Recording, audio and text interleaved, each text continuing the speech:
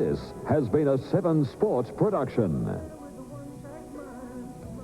Adelaide's own Footy Plus, proudly brought to you by Balfour's, the original footy pie, Rowan Jarman, Truscott Hi-Fi, Toyota, and A&R Computer Services.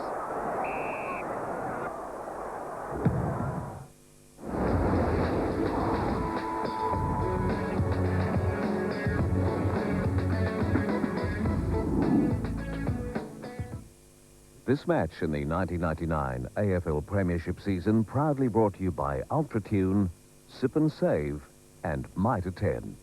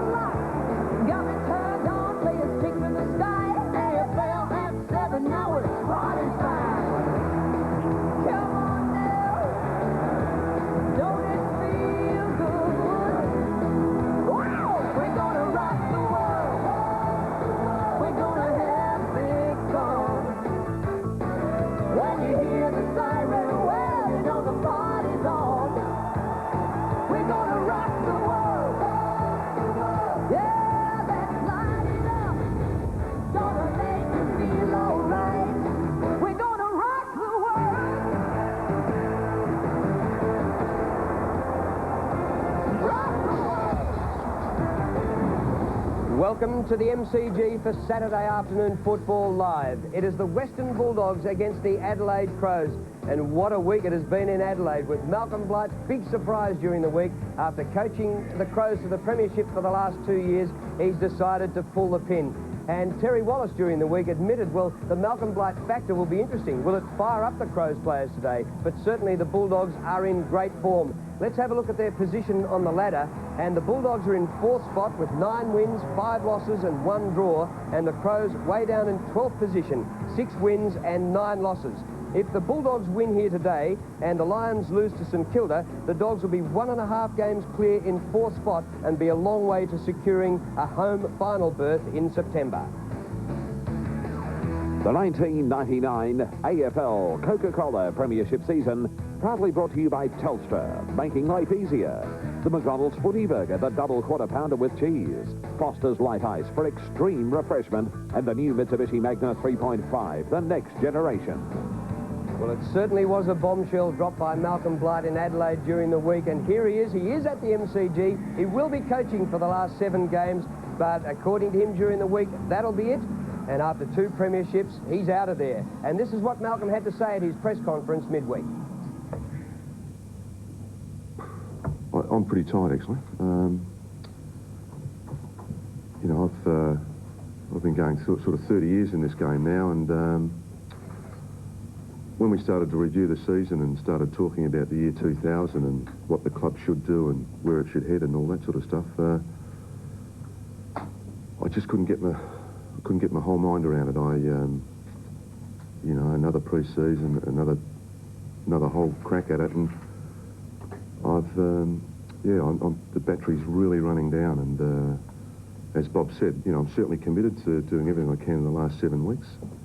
But beyond that, I think probably Malcolm Blight in football and playing and coaching is over. You know, I've had a pretty good run for 30 years, so I think it's just time to look at something else in your life and just take a spell.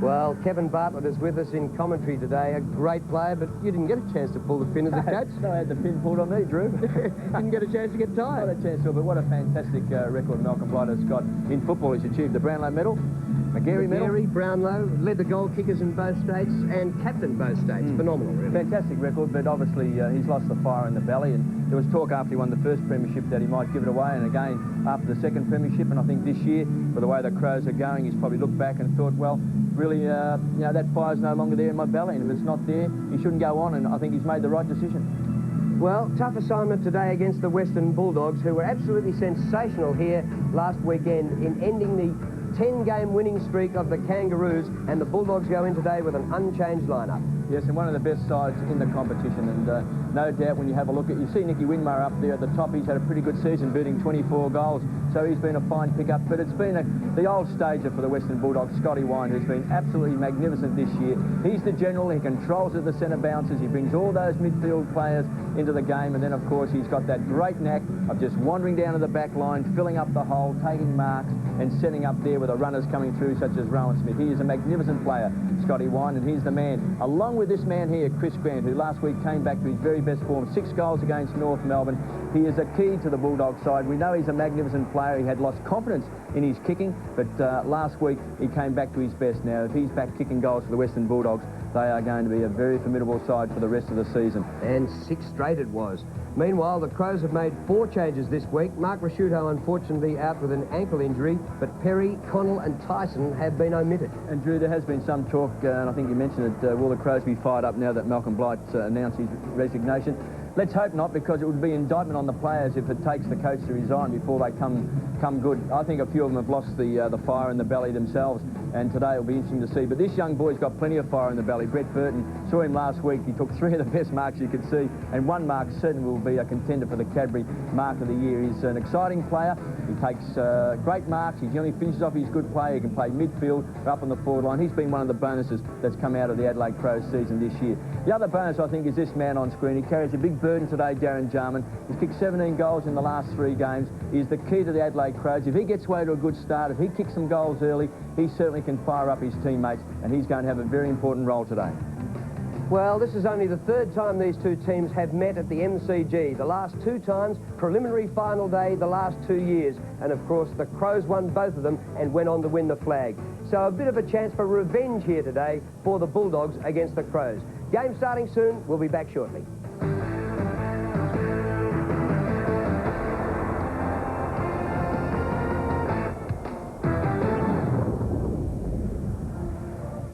From the dead calm of an ocean paradise comes an Australian mini-series event.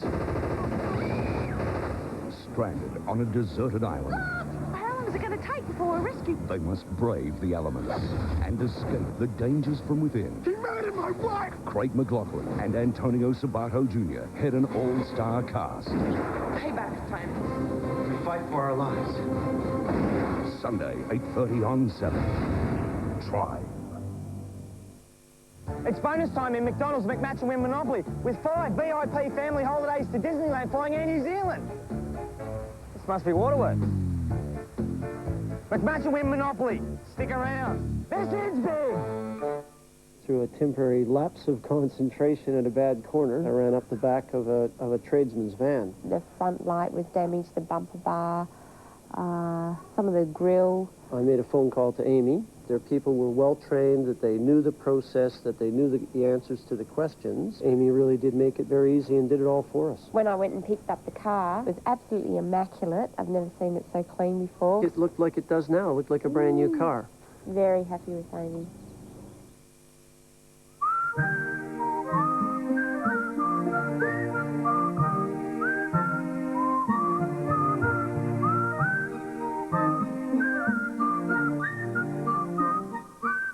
Just over a year ago, Bob spoke to a CPA for business advice. Ever since, business has been booming because a CPA doesn't just help you with your finances. They help you see the big picture. We've cut the deposit you need in half. So now it's even easier to take out a Latitude home loan and own your home not in 25, but in just 8 short years. So call the Credit Union for South Australians. Savings and loans. It's been totally re-engineered and redesigned with more safety features and more luxury than ever before. And now it's available with a PowerTech V8 engine and the unique Quadra Drive 4-wheel drive system. Introducing the all-new Jeep Grand Cherokee, the most capable Jeep ever. It It's 10 out of 10 footy fever month for tied at 10, so catch bonus buys like these. Large powder-coated toolbox with bonus toolbox $19.95. Blue Cheer Stay Sharp two-piece knife set with bonus scissors and sharpener $25. Plus, you could win one of 10 framed footy jumpers signed by all the Club 10 superstars, like me, Mark Rasciuto. So team up with a store that understands it's not just the low price, it's getting the right advice that really saves you money. 9 to 10 out of 10 every time. And welcome back to the MCG game about to start. In commentary with us today, Ian Robertson. G'day, Robbo. Good on you, Drew. Yes, looking forward to this game. Bulldogs taking everything before them. And the Crows, of course, well, they've just got to put up or shut up, I guess. Well, Neil Curley, it's been a big week in Adelaide, Curls. It certainly has, Drew, and this promised to be a great game of footy. Speaking to Terry Wallace before the game, very concerned about the player or how the players will react over the coaching situation.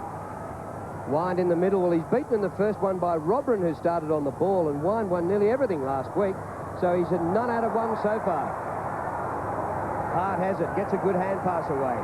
Burton goes short to Robran at full stretch. Good mark. So he certainly started well, Matthew Robran.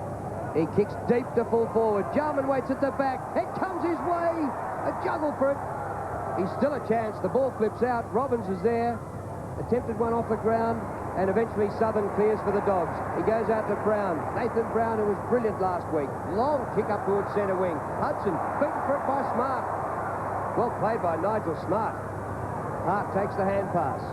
Good conditions at the MCG. A dive by Benke and a mark on the cricket pitch area. So Danny Southern on picture there, minding the mark. Darren Jarman down close to the goal square. Gee, the Bulldogs will have to keep a close eye on Darren Jarman. Beautiful kick. Goes in well within scoring range off the back there of the pack. It rolls through for the first score of the game. A behind to Adelaide. Robbo, interchange for Western Bulldogs. Winmar, Croft, Martin, Dimatina. Thanks, Curls. It looked as though both teams, as selected here with, I think, Herbert, Edwards, Johnson and Gallagher, may have been the players that went to the bench for the Crows. That's correct. Lined up at full forward too for the Bulldogs. We know that a couple of years ago he was fantastic in the finals for them. So if he can find his best form at full forward, obviously he gets a crack at it today by Terry Wallace. I drove one of their very keen supporters to the ground today, Kevin, and he mentioned about James Cook's year for the Western Bulldogs a couple of seasons ago, where he kicked something like 70 goals. So they'll be looking for a big effort from James Cook. Good punch away at half back by Leon Cameron, and he strides through. Gee, didn't he break the line there beautifully? Powell, Hudson from half forward, kicks in the direction of Cook. His opponent Bassett. Cook, well, gee, that was ambitious, wasn't it? Well, I think Paul Hudson then should have gone for goal, because once James Cook led, the goal square was open, and he's such a magnificent kick. Even if he hadn't quite made the distance on the full, I'm certain the ball would have bounced through. But maybe trying to give a bit of confidence to Cook that you mentioned before, Robbo, get him into the game early. Certainly. Gee, it's a beautiful day here in Melbourne. We look as though we're going to get away with these conditions for most of the match anyway. Nigel Smart gets the hand pass into the path of Matthew Robran. Brown trying to provide the pressure. In support of Robran was Burton, gets back onto his right and then kicks towards half forward. Good kick too. Onto the face there of McGregor. McGregor for the Crows. Kicks the ball towards full forward. Marking contest over the head there of Darren Jarman. Chance for Costa. Hand passed away by West. Deep in the forward pocket for Adelaide. Shot for goal by Mark Stevens. Goes to the square. And at the back of the pack, it is hurried through for another rush behind to Adelaide. Ian, extremely windy down here at ground level. It's a swirly wind, so players will have trouble, A, judging the mark, and B, kicking for goal. Mark Bickley won the toss, and the Crows going left to right in the first quarter with this breeze. So Leon Cameron to kick into the breeze. Comes straight up the ground. Could be dangerous. McLeod gets it, plays on, and kicks a goal.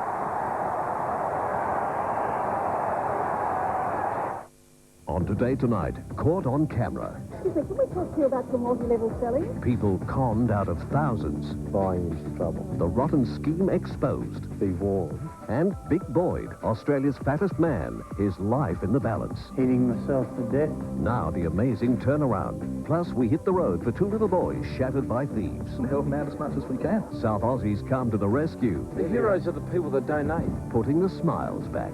I'm Uncle Andrew. Next week.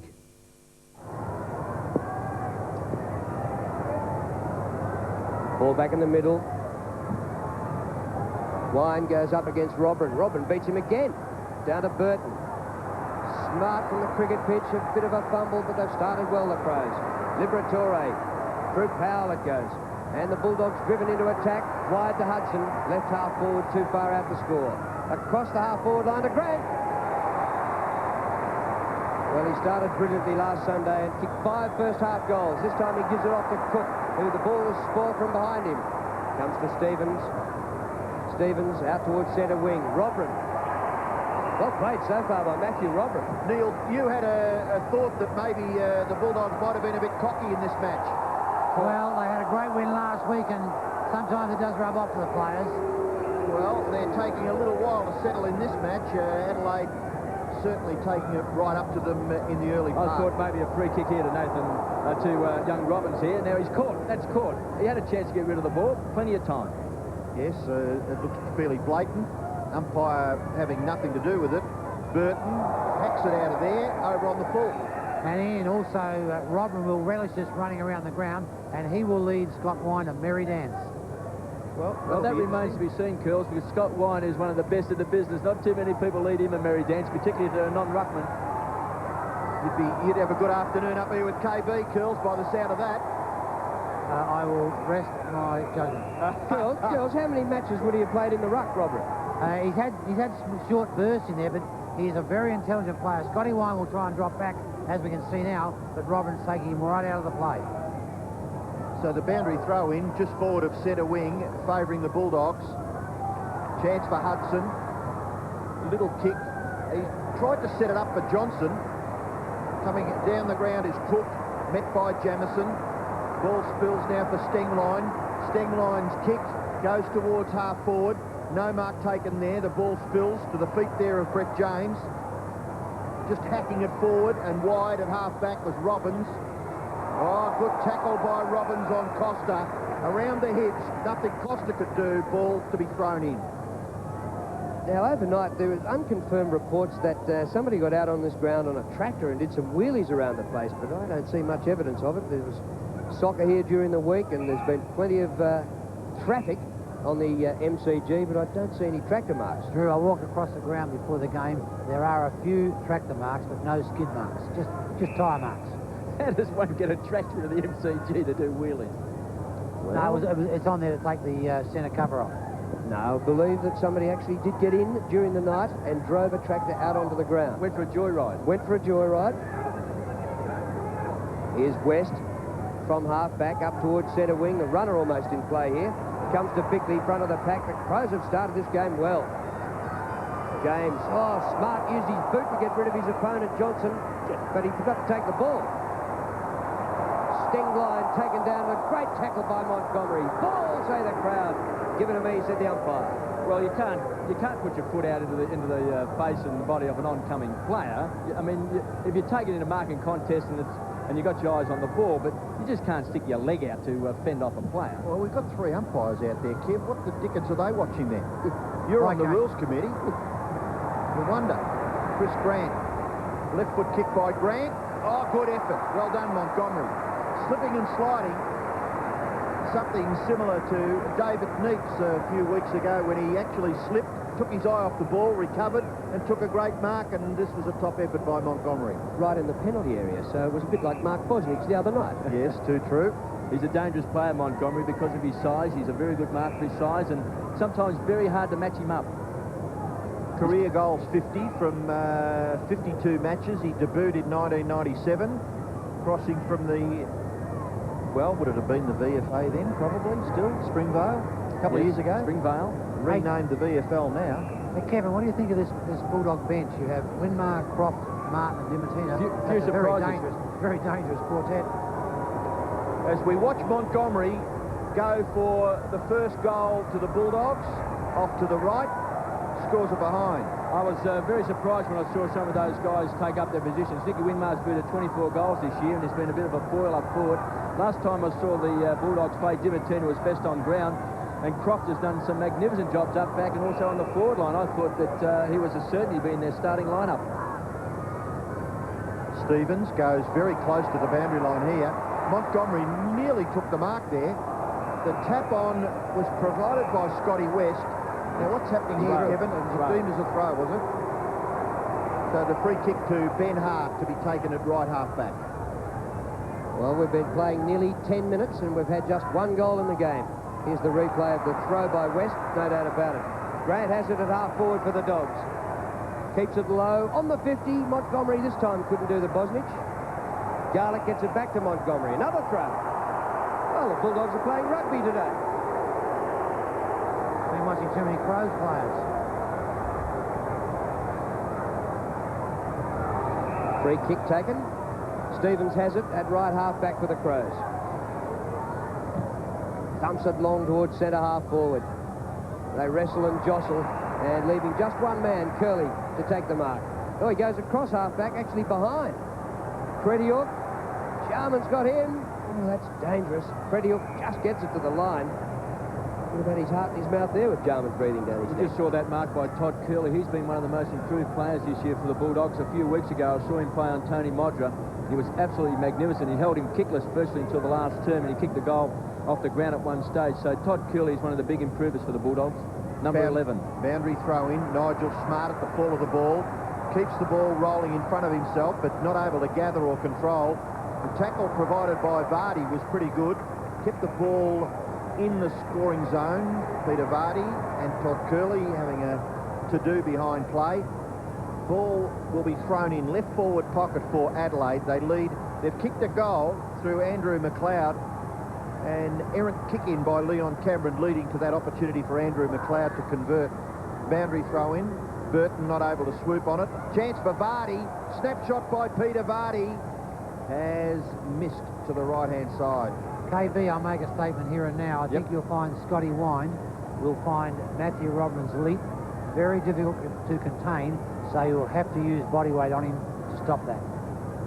Okay, well, I just know that he's such an intelligent player, Scotty Wine, that I find it difficult to think that a non-ruckman who might have played a couple of games will worry Scotty Wine. Well, last week the Dogs won the centre hit-outs 25-6 against the Kangaroos. So if Robin can match Wine in the middle and actually get on top of him, that will be one of the great performances of the season. Johnson. That could well determine the game. Montgomery working into the breeze, the Dogs, and Cook takes the mark about 45 metres from goal. See, Johnson's a playmaker, isn't he, Kevin? They like to try and get the ball to Johnson and Rowan Smith through the middle of the ground quite often. You just mentioned two players, Robbo, who are so important. If you're going to prioritise a couple of players for the Western Bulldogs to stop, be that man on screen, Johnson, and also Rowan Smith, because they run a lot with the ball, they carry it, and they're both very good kicks. Young Stenglen then, his ability to smother that ball, he didn't keep his hands low enough. He was in position to smother the ball, but he had it waist height. He had to bring his hands down a bit lower, and he would have pulled it off. Interesting to see where the breeze is funneling in between the grandstands. Cook kicking into it. It's not a bad-looking kick. Just offline for a behind.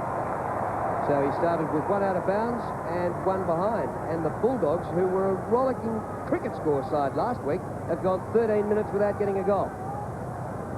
Yes, those teams prepared to just negate each other in the early part. Good kick by Jamieson.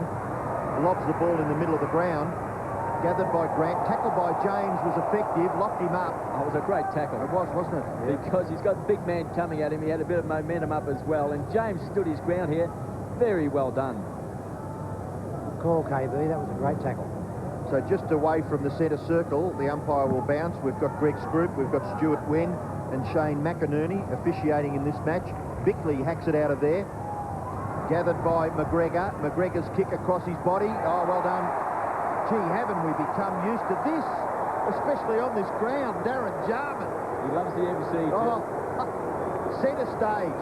And Curls, he has been in great form. I know he only got a couple of goals last week against Carlton, but he had 9 the week before, I think, against Melbourne, and he kicked, before that, he kicked 6 also against Geelong. Yeah, he's had a great run. Well, he's a very good player. Here's what Australia's leading motoring journalists had to say after testing the new Magna 3.5 V6. Mitsubishi has a head kicker. The silky 3.5 engine matches Commodore's output and outstrips it in power to weight. Mitsubishi has built a V8 killer. Magna 3.5 V6 feels like a V8. See it at your Mitsubishi dealer now. It is Mitsubishi. That's now 298 career goals for Darren Jarman. And when the Crows beat the Dogs by 2 points in the preliminary final a couple of years ago, it was Darren Jarman who bit them on the backside like he's done to other sides. Back in the middle, Wind and Robrin. Wind actually finished up getting a hand pass out, chopped off by Smart. Really tough in there. And it'll be a secondary ball up.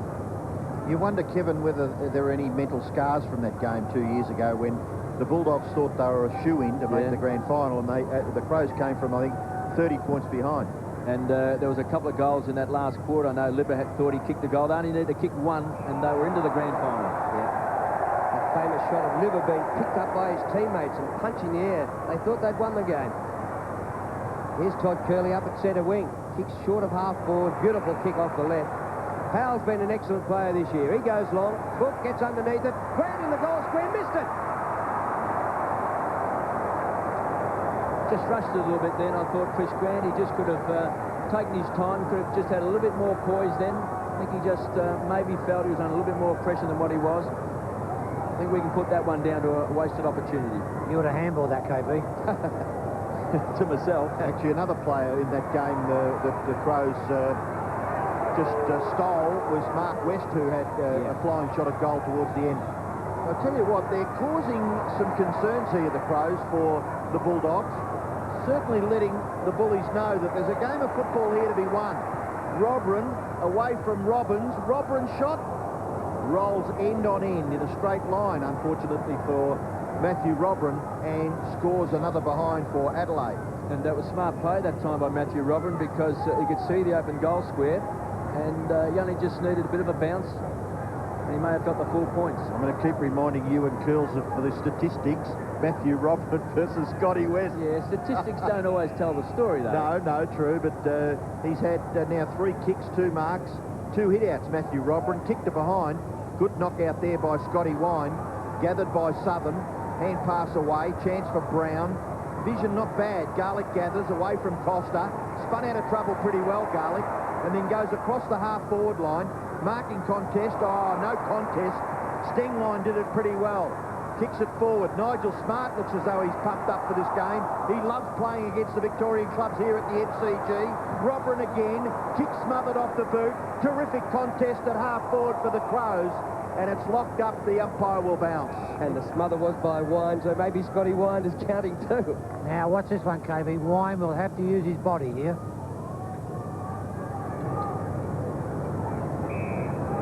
So another ruck contest between a Brownlow medalist ruckman and a novice at the Cape are being thrust into the position, Robrin, because of injuries to every other ruckman in the side. Well, that was just about a dead heat. Couldn't give it to either of them, and they'll have to do it again. In fact, Darcy did the ruck work that time, and Scotty Wine peeled off to make certain he's that loose man in defence. At the moment, he's inside the defensive 50. Yeah, being picked up by Ben Hart at the moment. So Darcy wins, but straight to the opposition. Bigly to the edge of the goal square. Oh, good mark. Magnificent mark by Credior. In fact, he was being picked up by the umpire, Shane McInerney, which doesn't surprise us these days. You can pick up opponents, take marks. Maybe we might see an umpire kick a goal. There's a tone there, Kevin. No, it was a bit of fun, wasn't it? Darcy's kick. And Curley. You only kick a point, KB, not a goal. Kicked by Curley. Greg got one hand to it. McLeod's back there. Half-back flank for the Crows. Down the line he goes. Chopped off by Liberatore. He slips the tackle, but a poor kick by Libba. He went short, but I don't know who he saw. Yes, he seemed to lose the plot, didn't he, and gave it away to Vardy. Vardy's covering some territory. He's got the ball at right half back. We've become accustomed to watching Peter Vardy kick goals for the Crows. He lobs the ball close to the wing, and Darcy is marked for the Bullies. Powell making position across the middle of the ground, but he ignores that. Just a little bit of indecision, then eventually goes to Stephen Powell right in the middle of the MCG. He quickly kicks it forward, a high ball, and well marked by Ben Hart. You've still got some very good quality players in this Crows lineup. Here's another one, kicking the ball forward. Missed his target, Nigel Smart. He looked for Robran. Ball spills away from Nathan Brown. Smart to Burton. Burton's left foot snap at the feet of the defence there of the Bulldogs in Cameron. He's back there in support was Crediuk.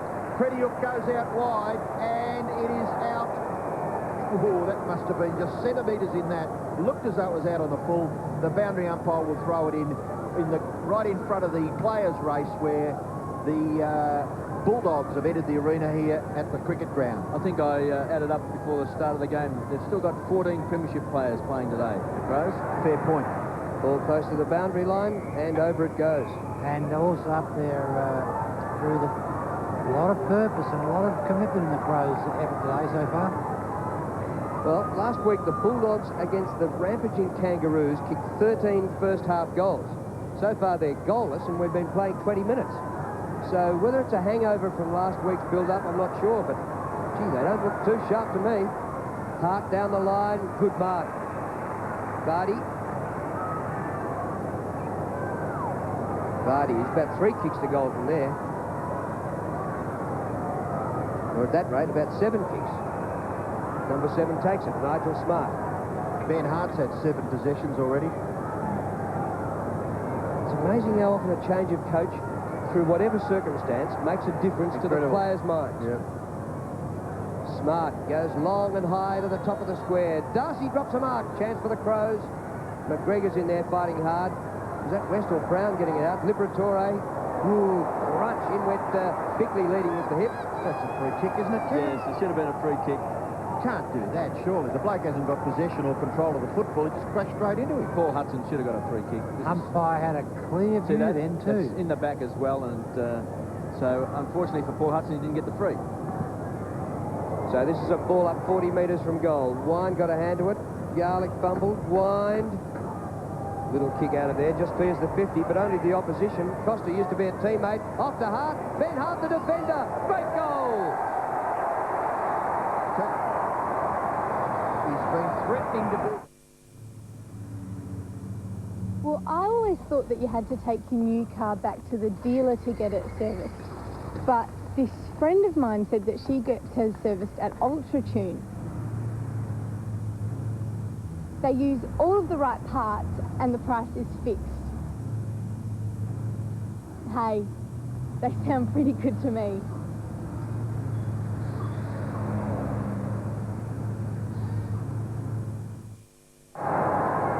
Well, Ben Hart kicked the goal, and he was down in that right forward pocket when you made mention of Scotty Wine peeling off the ruck contest. And I reckon he's been threatening to do that. He looks as though he's assessed his position on the ground. He's playing on the last line of defence right now, picking up Mickey Martin. Yep. And just a moment or so ago, he was down on the 50-metre line and has kicked the Crows' 3rd goal. They lead 3-4 to 3 points. Ball spills out now for Simon Garlick. Couldn't get an effective kick away. Knocked forward by James. McLeod will nearly kick a goal, won't he? No, he goes short. Oh, well done. Beautifully weighted for Darren Jarman. There is some class in this side. Yes, and McLeod, that man on screen, is looking pretty sharp too. He's had a few injuries this year as well. Kells might be able to tell us what sort of season McLeod's had. Yes, and it's been up and down a little bit, not quite as good as, you know, his brilliance that we know of, but it's been very steady. And while we're saying that, Darcy off, Martin on. Jarman to go for goal, and he's kicked another one for Adelaide. They've kicked 4-4 to 3 points. Well, he's kicked 47 goals for the season, Darren Jarman, and if he continues to play well, and Andrew McLeod plays well midfield, And if Robin can do the job in the ruck that Curls is confident he can do on Scotty Wine... How do you pick winners in football? Well, then it's going to be a pretty tough afternoon. Well, I said to you before, they've got 14 premiership players out there today. What happens to them? Do they just go AWOL mentally one week to the next? Look, they were very competitive last week in the first half against Carlton. They were very good, the Crows. They got slaughtered because they got slaughtered by Matthew Allen in the ruck at the centre bounces. I think, Curls, you'd agree with that? Yeah, we didn't have Rodman. You didn't need hammering you, No, Kevin. he's right. They did. They got slaughtered. Young Herbert just wasn't up to taking on Matthew Allen. Well, Wine won that one in the middle, but Bickley got the next touch. It now goes to Nathan Brown of the Dogs. His left footer spirals up towards half forward. Bounces past Stevens on Grant.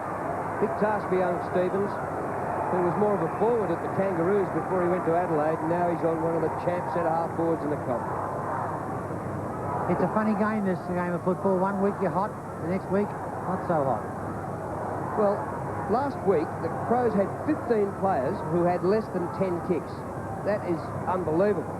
Well, they're certainly going better than that today. To the top of the 50-metre square, and Adelaide just getting it going forward. Bulldogs can't get a possession down there. Here comes Johnson, though. Johnson goes wide to Cook. It didn't reach him. Bassett, well played. Running off James Cook. And a poor old kick off the left. Smart. Well done. He beats Montgomery. Regains his feet. Up to half forward. Almost a mark to Burton. Credial. It spills out. All Adelaide. On the toe they go. West is back there behind halfback. Southern. Handballs further afield to Johnson. Johnson into the centre. Too high, too far for Powell. Mopped up by Bickley. Hand pass pretty good, wasn't it? Hit its target beautifully. Nigel Smart kicks it forward. Jarman from behind Crediuk. Crediuk under pressure, right on the boundary line. Knocks it further afield. Johnson knocked away from Curley by Jarman. A good contest provided by the Crows forwards. They're still in the action.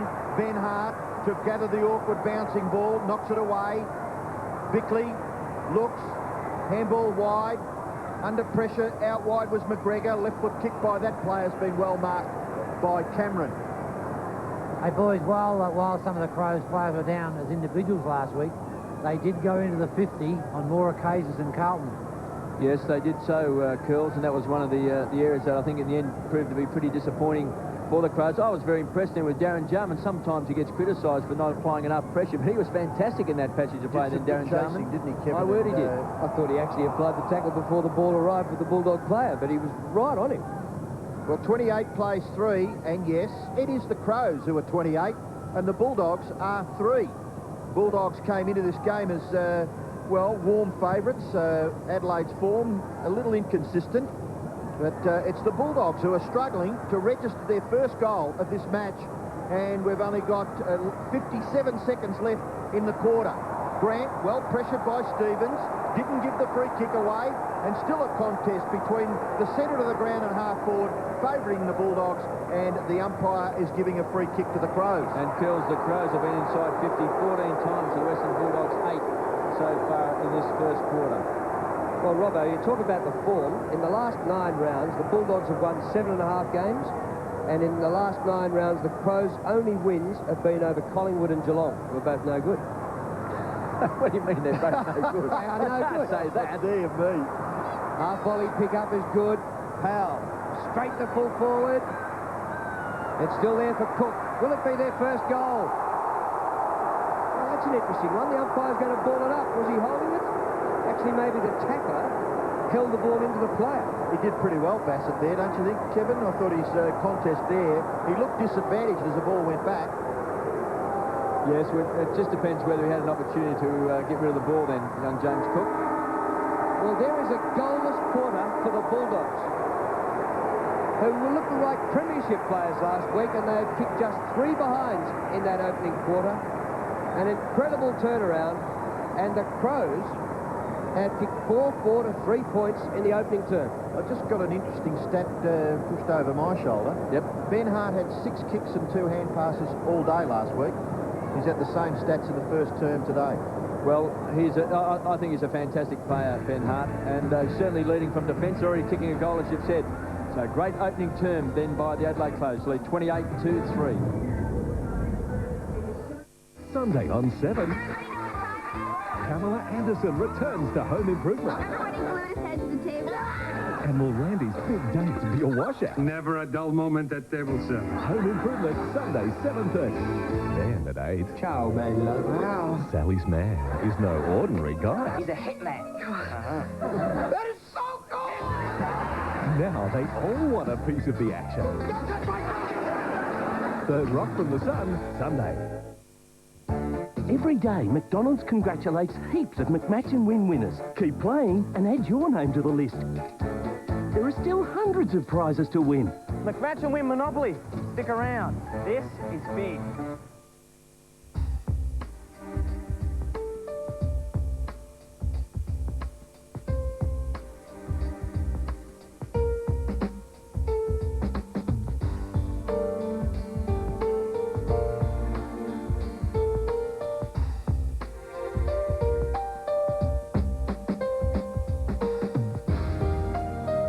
Singapore Airlines new Raffles class.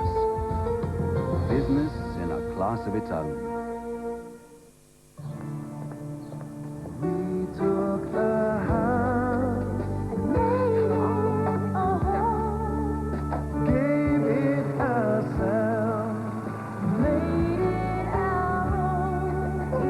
We took the house and made it a home, gave it ourselves and made it our own.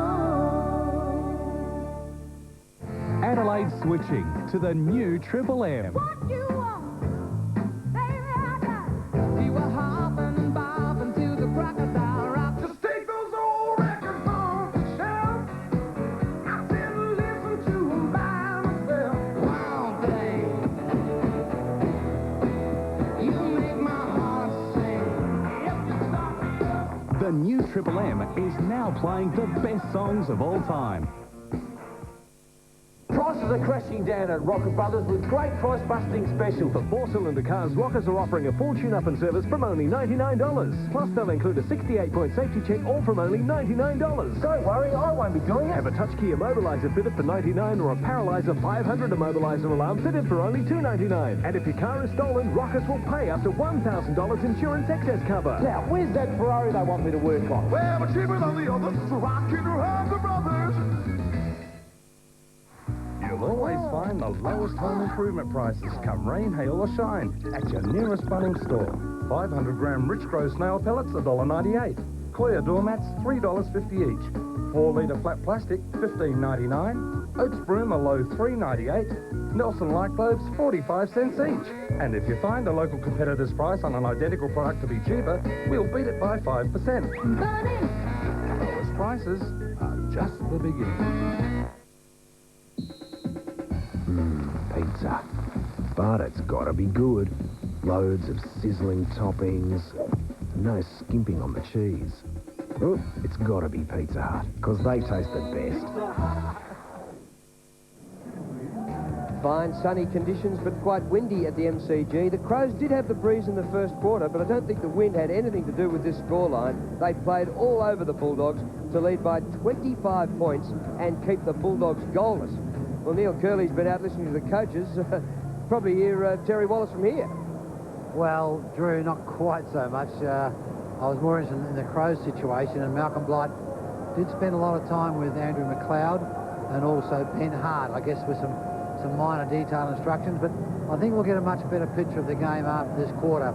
Speaking of the umpires during the break, the wind is very, very swirly, making it very, very difficult for the players to judge the flight of the ball, and also some of their kicking. He said the Bulldogs have missed far too many simple kicks to a teammate, and that's let the Crows back in. So at half-time, I think we'll have a much fairer picture with the breeze going the Bulldogs' way this quarter on the game. Yep. Thanks, girls. Now, there's Rowan Smith, a Victorian State of Origin representative. He played for Australia and Ireland last year, and he went through that quarter of football without touching the leather. Well, I think Kevin acknowledged that he, with Johnson, are very important to the Footscray game plan, you would think, Kevin, wouldn't you? Yes, and we can see coming on also at quarter time here, Paul Dimatina is on the field as well for the Western Bulldogs. He's gone down into the goal square as well, along with Rowan Smith. And Rowan Smith is being picked up by Trent Orman-Allen by the looks of it. Yep. Back in the middle, and the battle between Wind and Robrin. Wind got it going the Dogs' way. Johnson taken off the ball by Costa, but Johnson won a possession in there. Well done by West, but he couldn't win a possession. Burton did well to get the kick. It bounced awkwardly for Benke over the head of Cameron as well. And beautifully played by Goodwin. The hand pass in. Costa! Jarman! He hasn't got the mark, but he's got front position. Oh, well done by Credior, who dived for the try line and scored a rugby try. Drew, interchange for Bulldogs. Winmar, Darcy, Croft and Robbins. And for Adelaide, Herbert, Edwards, Johnson, Gallagher. Good on you, Curls. Thanks for that. Both players there, Darren Jarman and Steve Credior, appealing to the umpire for a free kick. Nathan Brown kicks it out on the full. So good pressure all over the ground being concentrated on by the Crows. And it's showing on the scoreboard. Their first quarter was first class. They had 8 scoring shots for 4-4. Bulldogs went forward on a few occasions and kicked 3 behinds. Kick comes in towards the forward pocket area. Scotty Wine gets back and marks quite safely. He's between left back pocket and left half back flank. He's still inside his defensive 50. No one really to give it off to. Waiting. Now decides to go fairly long and high out towards the wing. Ball spills to the front. The silky smooth skills of Andrew McLeod. Back to Stevens. Across the centre of the ground. Gathered by James. He's doing a pretty good job. Nigel Smart. They've set up a chance here. Bickley from inside 50. Kicks the Crows' 5th goal. It's all Adelaide. Bickley roaming down the ground. Nigel Smart has been fantastic. Nigel Smart has had 6 kicks, 4 hand passes, and is the leading possession gatherer on the ground at the moment. It's a good point you make, Robbo. Nigel Smart has been magnificent, and so has Andrew McLeod. But Smart setting it up to Mark Bickley, who kicks truly. So the pressure now fair and square on the shoulders of the Western Bulldogs.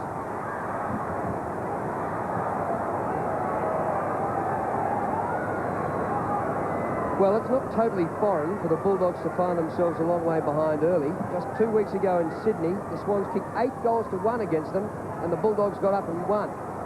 Here's Dimatina on the ground, Johnson off. Long kick here by Montgomery to the goal square. Martin, punched by Hart, good discipline. Gathered by Stevens, straight up the ground. Bickley, they've worked it beautifully. McLeod, a bit of a dance. He's kicked to centre half forward. Oh, good mark by the smallest man on the ground, Libber. Liberatore's kick back to the cricket pitch area. Got a fair bit of carry on it, so there must be a bit of breeze behind that.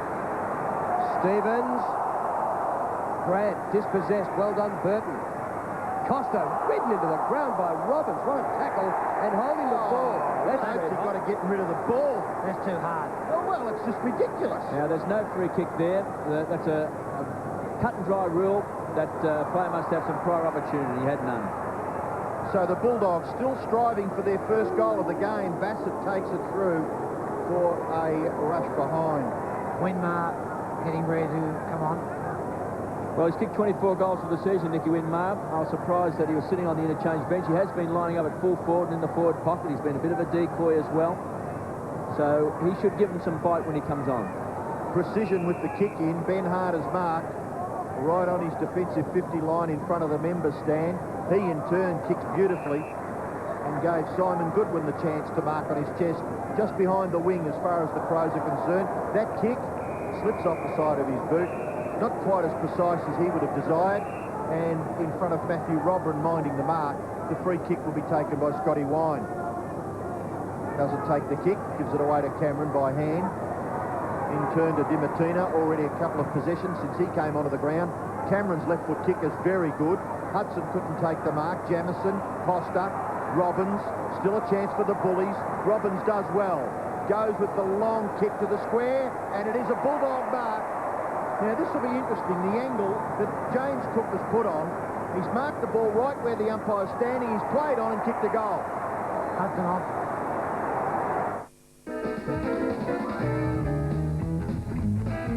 Wild turkey, $31.99. Gobble, gobble, gobble. Cartons of EV, $24.99. Winner Super Box, For you and nine mates. To the NRL and AFL Grand Final. This is Hardy's. Hardy's double R wine, $5.99. 20% off for a dozen. If you like to sip and you want to save, This here. you can't go past your local Sip and Save. A sneaky little hand pass there by Cook, who was going to be at a pretty severe angle, and he got it into Montgomery, who just dribbled it through. The Bulldogs get their first goal at the 5-minute mark of the second quarter. Montgomery back to West. Up towards the 50. Ormond Allen goes off the ground. Well, that's pretty deliberate, but a throw in is ruled. There we go, KB. Exactly what I thought would happen. Scott Wine is now using his body. Yes, and, well, he's very good at doing it too, Curls. Oh, he is. Boundary throw in. Bulldogs right half forward. Robran doing well again. Here's Burton. He's good at ground level as well as the stratosphere. Terrific first season, Brett Burt. To the centre circle looking for Benke. Good mark. Gee, they worked that well. Kicked by Benke towards the 50. McGregor with Southern. Southern outmarks him. Yeah, well done by Danny Southern. Second mark. First kick, he's had 4 hand passes. Goes out wide. Rowan Smith first touch. Coming deep into the second term, 6.5 minutes into the second quarter. Garlick in the middle of the ground. Garlick in the direction of Winmar. Knocked away there by Bassett. Ball falls to the ground. West does well. Powell off the right. Snapshot for goal by Stephen Powell. Misses. And scores a behind for the Bulldogs. His first score in the game. Well, he's been a very good player this year too, Robbo. He's been averaging 21 possessions a game. He's really started to make his mark with the Bulldogs midfield. Rod Jamison to bring the ball in. So we've had a goal each in this second quarter. Robran in front of Grant. Chris Grant's drifted a long way down the ground. Now Robran. Good kick. Plenty of distance into the breeze. Good punch from behind. Robbins has been good. His tackling's been superb. Well, West pushed to the ground when he didn't have it. No whistle on the play. Garlick kicks smothered. Well smothered by Robran. Garlick then applies the tackle. Fumbled by Wine. Smith. Kicked by Rowan Smith. Falling in a bit short. Bassett gets a hand to it. But still dangerous as Cook. Well done by James Cook. Winmar. First quarter on the bench. He's decked in a good tackle. And that's the right decision up. That is a ball. Yes, unfortunately to Kim Costa, that free kick went against him. There was a similar one there on Nicky Winmar, which of course is no free kick. We see there Trent Ormond Allen. And Cook did very well to keep that ball alive and maybe give a chance there, but some good tackling there at the same time. By Stevens. The bounce is only about 20 metres out from the Bulldogs' goal. Umpires found a free kick that's going to Adelaide. Chris Grant quickly to his feet. Where's my man, he says, as Mark Bickley prepares to kick the ball away from the full back line for Adelaide. Goes in towards the middle, short. Cook got back and did well, provided a contest. Still alive for the Bulldogs. Cook over the top there was Bassett, and he is infringed. Overzealous tackle, be careful, because they might lose the ball. All because of James Cook getting back and providing a contest with Mark Stevens. Very true, Ian. He did that very well, Cook. Worked hard. He's a beautiful long kick of the football, the discoverer, well, James Cook. He has the breeze behind him. He's kicked 16 goals for the season, Robbo. Well, I can remember a game that he played for Carlton here at the cricket ground. It was a night game. I saw that game. Two of the biggest goals you've seen. So he wouldn't be without a chance. He tries to get the extra distance and hooks it dramatically. Missed the behind post by about 10 metres.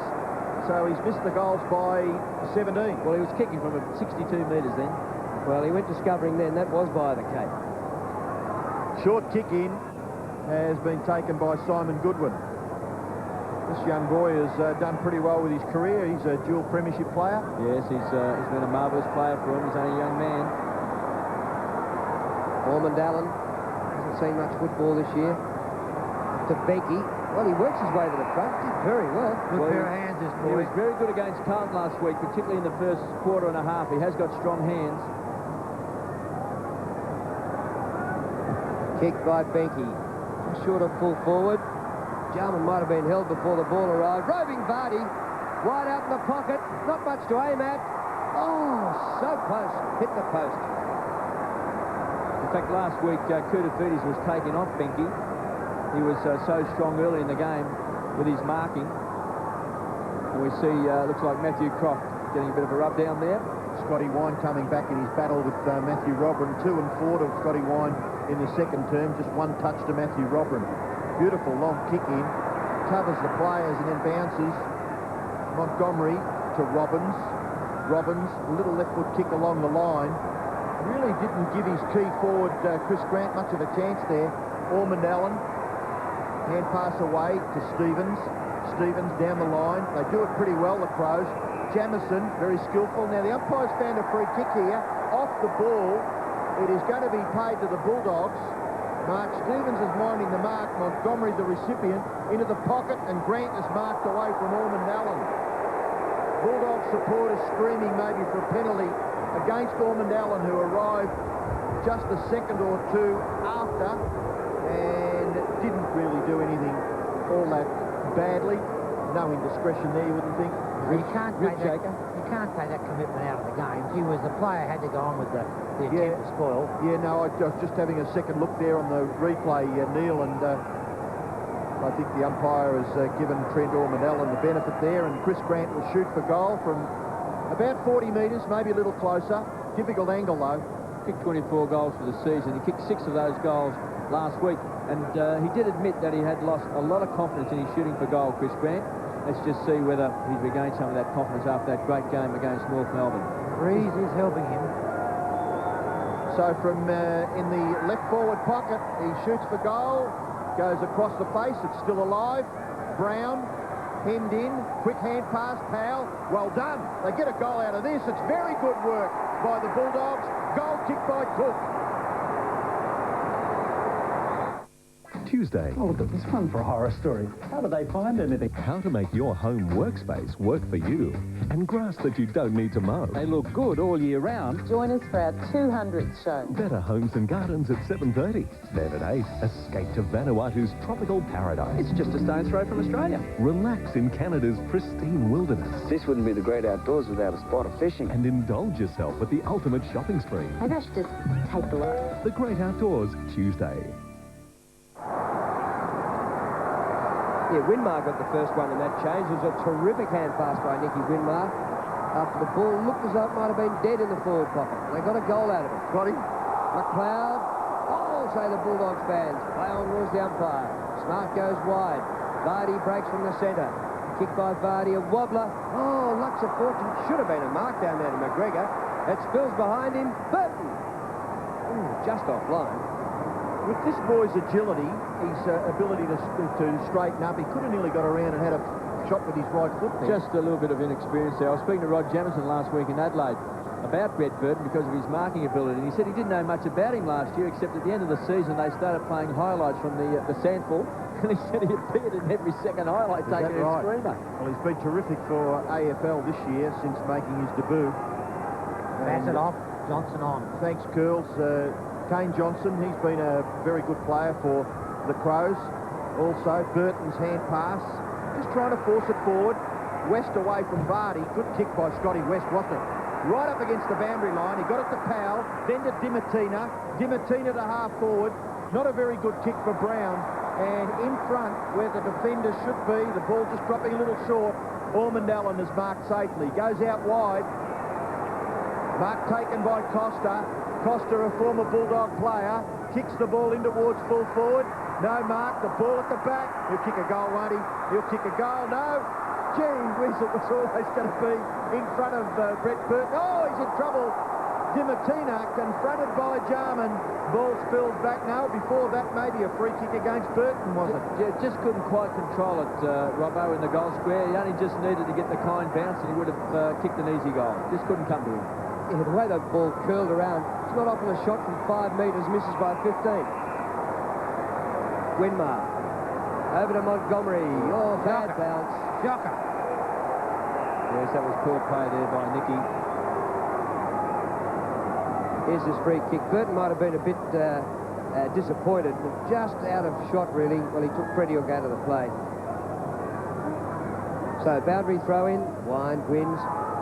But it's one thing to win, you've got to get it to a teammate. Goodwin, inside the 50, Sun might be a problem. Oh, not for this fella, McGregor, this young bloke. Well, I saw him a couple of weeks ago. He was absolutely terrific against Geelong. This is just his third game today. And he was quite good against Carlton as well last week, Drew. Looks a good size. I think Curls, he's only 18. Yes, there's got a bit of talent, this kid. He's still learning the game, but he's a promising junior. Well, he's yet to kick a behind in AFL footy. 2 straight he's kicked for the season. 50 metres out into the breeze. That's not a bad kick. It's there. Great goal. It's 10 out of 10 Footy Fever month at 9 to 10, so catch bonus buys like these. Large powder-coated toolbox with bonus toolbox, $19.95. Lucia's Stay Sharp 2-piece knife set with bonus scissors and sharpener, $25. Plus, you could win one of 10 framed footy jumpers, signed by all the Club 10 superstars, like me, Mark Rasciuto. So team up with a store that understands it's not just the low price, it's getting the right advice that really saves you money. 9 to 10 out of 10 every time. Well, Brad Johnson's still warming the bench, and look at the scoreline. It's the underdog, the Adelaide Crows, the coach resigning during the week, and we've watched with a lot of eagerness when coaches change. Robbins kicks in towards full forward, a mark is taken by Grant. Clubs, when they change their coaches, amazingly come out and lift their performance. That's exactly what Adelaide are doing, but Grant on this occasion out in front of Mark Stevens, and he has the chance to kick his first goal. James Cook has kicked a goal, and so has Brett Montgomery. Well, they haven't actually changed their coach. It's still Malcolm Blight, but it might be a different Malcolm Blight. Fair enough. Grant, from about 30 metres, kicks for goal and kicks accurately. So important that the Bullies answer the goal kicked for Adelaide by McGregor just a moment or so ago. They did just that. They're 3-5, trailing the Crows, who are 6-6. Well, that was very important for the Bulldogs to get that goal back very quickly, Robbo. And Chris Grant, of course, now playing at full forward. So they're throwing the gauntlet down to their best player to see if they can just finish off this second half. And he's playing in the goal square with Mark Stevens picking him up.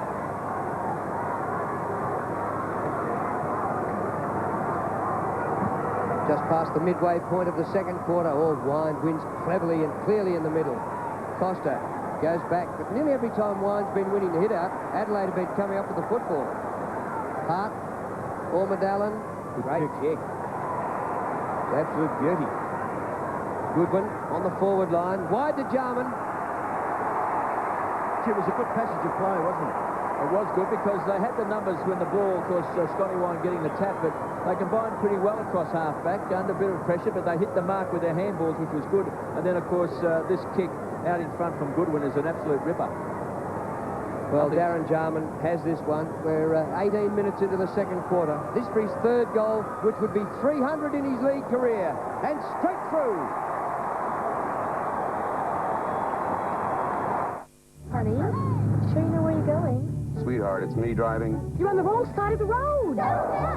Must be his first time on a bike. Dad! Who's up for a sandwich? At Amy, we know there's a lot of bad luck going around. So when you've held a rating 1 for the last 3 years without making a claim, we believe it should be yours for life. So don't be penalised for a bit of bad luck. Switch to Amy now. Don't you just love this country? Lucky you're with Amy.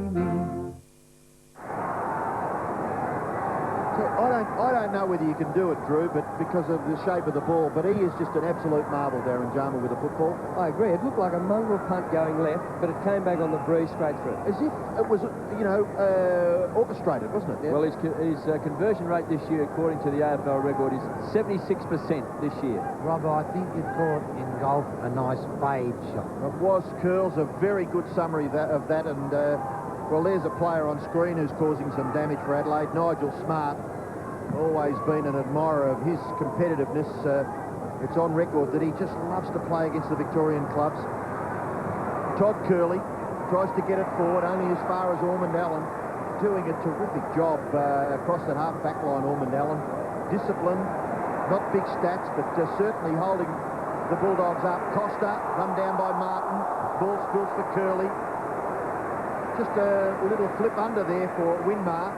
Robbins all taken out of it by Ormond Allen. Set up by that hand pass. A horrific clash there. And Robbins is in trouble behind play. Ball spills for Vardy. Gee, we've looked at this a lot. Vardy's kick is ordinary. Crediuk is back there for the Bullies, and still Robbins in strife. Bulldogs can go down the ground here. Montgomery has the ball. Not quite up to the wing. They are now. The mark taken by Croft.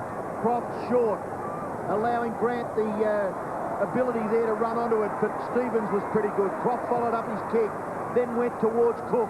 Cook back on the goal line, taking a one-hander away from Ben Hart. Good, strong play by James Cook. Robbins is on his feet. He'd have rib problems after this, wouldn't he? Gee, that was a nasty one, wasn't it?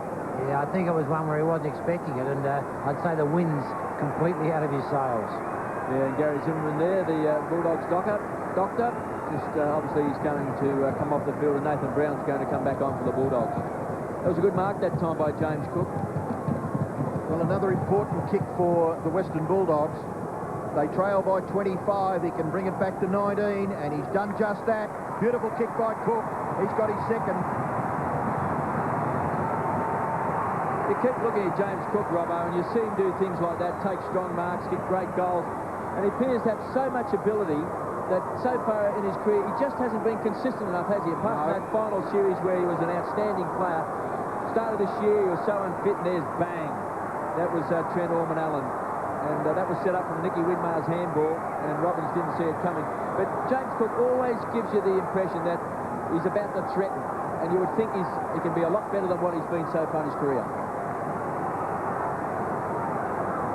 Well, back in the middle now, and a 19-point lead to the Crows after they had led by 25 at quarter time. Benke. Their pass is good to Bickley. They've run forward to the ball. Here's Brett Burton, 35 metres out. Great goal.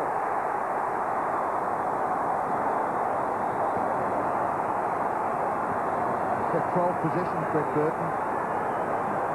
Well, it's been goal for goal in this second quarter. He has won a lot of the ball. There's Benke. You see out here, Benke did well at ground level because I don't suppose he's noted for that curls. Oh, yeah, he's an all-round player, this boy. You're talking Benke? Benke. Yeah, he's very good in the air, but he's also very skillful on the ground. He's just such a nicely built player for that type of game. Because I thought maybe pace might have been one of his problems, and often if you're slow, sometimes at ground level, you're not so good. He's not real quick. Tell you what, the Norwich Rising Star Award, I don't know whether you're a judge of that, Kevin, but Brett Burton would be a big chance, wouldn't he? I think you'll find he's too old. Is he? No, he does qualify. Does he? He does. I'll check his age. Are you a judge too, Curls? Exactly. Aha.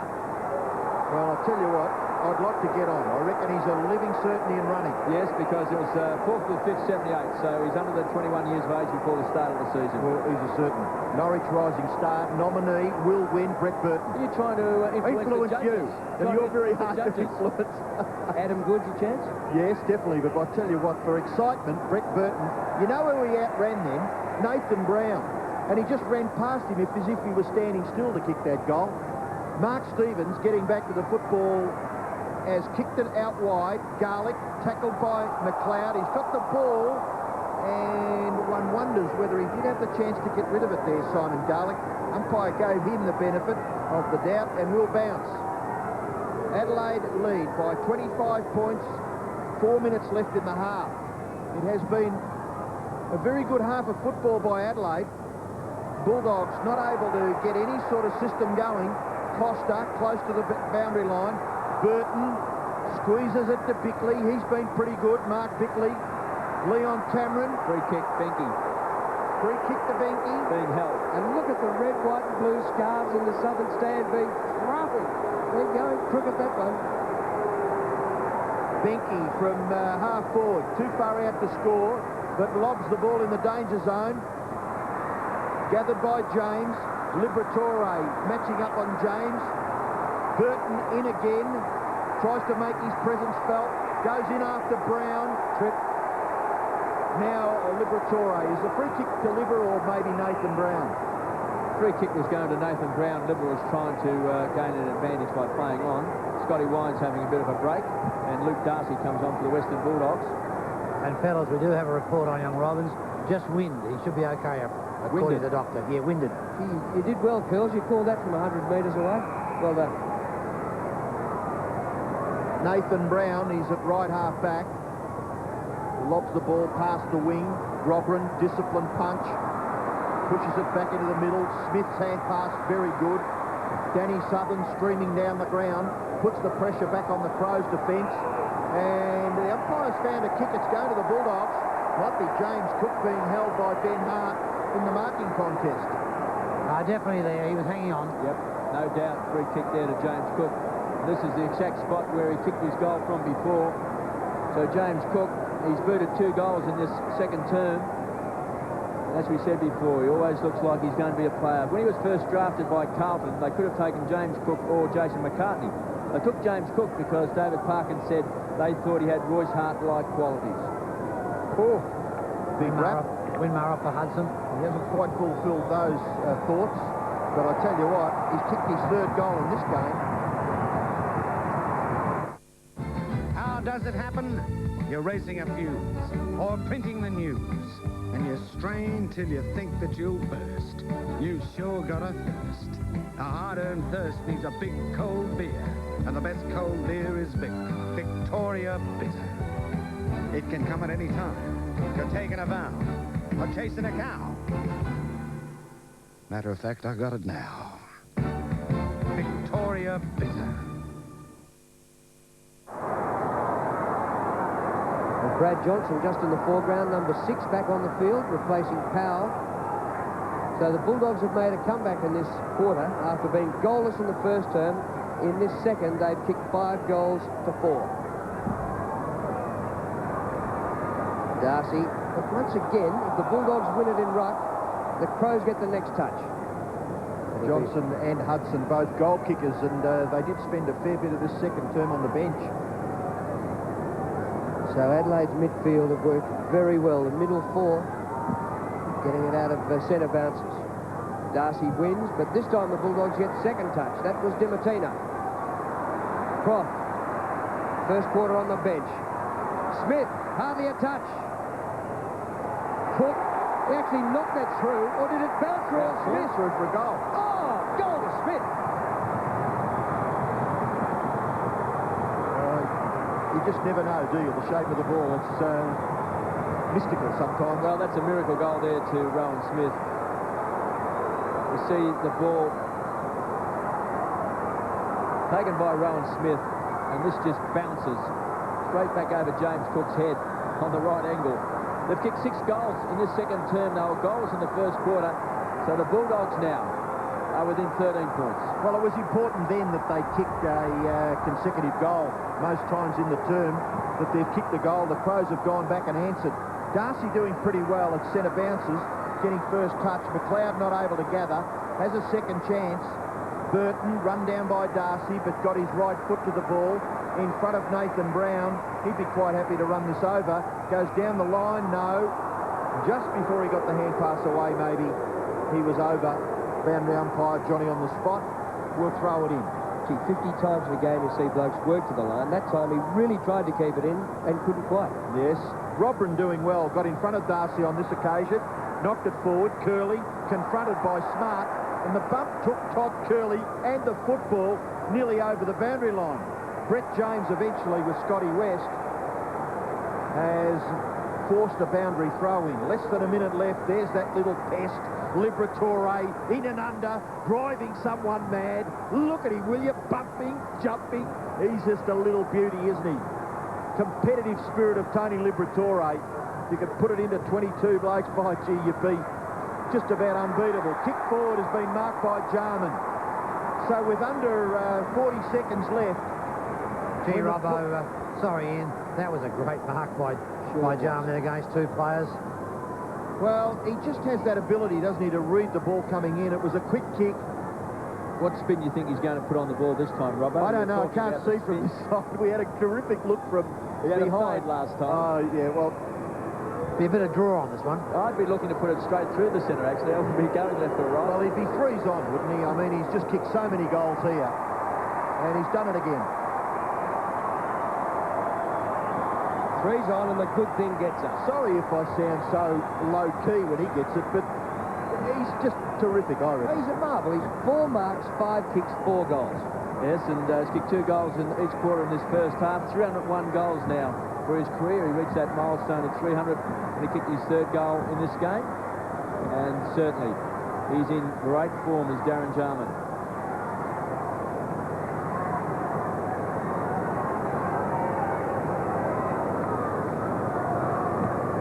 Margin back to 19 points with a late goal to Jarman. He's kicked 4 already in the first half. James, tackled by Liberatore. While you're on that, Robbo, it would be interesting to have a kicking skill contest between, say, Jarman and Buckley. Yeah, too true. Gee, it's hard to criticise either one of them, but I'd be on Darren Jarman, I think. Only seconds left in the half, and probably won't have time for a mark from this one. The siren will probably go before Stenglein has his kick. And now he says, gee, I've got to kick it into the breeze, and the man on the mark is about 58 metres from goal. Tall. Well, Grant, the tall man has come to stand the mark. He's gone the top. Oh, it's a great kick. He's got a score out of it. It's a big kick, isn't it? That was a mammoth kick. Behind. That is incredible. Young Tyson Stenglein playing just his 2nd game, a former WA captain at under-18s level, and that was a kick and a half. That's his first score in AFL footy after the siren. It's a good kick. Well, I was prepared to put down the Crows' final score before he kicked it. There you are. Well, the Bulldogs, after a scoreless first quarter, came back with 6 in that term. But Adelaide kicked 5, and the margin is 20 points at half-time. Good afternoon. Hope you're enjoying the footy from the MCG. In the news tonight, 2 men lost and presumed drowned in Lake Alexandrina at Goolwa. They fell overboard from a cruiser last night and haven't been sighted since. I was at Goolwa overnight on the search, and I'll have that story for you at 6. Also tonight, a freak accident at Flinders Park. A woman pinned under a tree that was knocked down by a truck driven by her husband. An amazing escape story, and we'll have all the details for you at 6.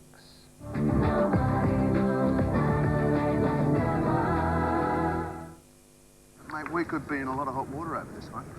What? You could be the one they have for breakfast. McDonald's $3.45 McValue breakfast. A delicious bacon and egg McMuffin, crispy hash brown and piping hot coffee. McDonald's, the only place for breakfast. The boys are back in town with the Camry Crows Westpac Players Concert Sunday, August 1st at the Clipsal Powerhouse. The concert will feature the players like you've never seen them before, at their very best or worst, and be hosted by SAFM's breakfast crew, Paul, Amanda and James. Tickets are just $12 for adults and $6 for kids. It sold out last year, so get in quick. Grab your tickets at any venue, Tix outlet, or by phone on 8223 7788. Do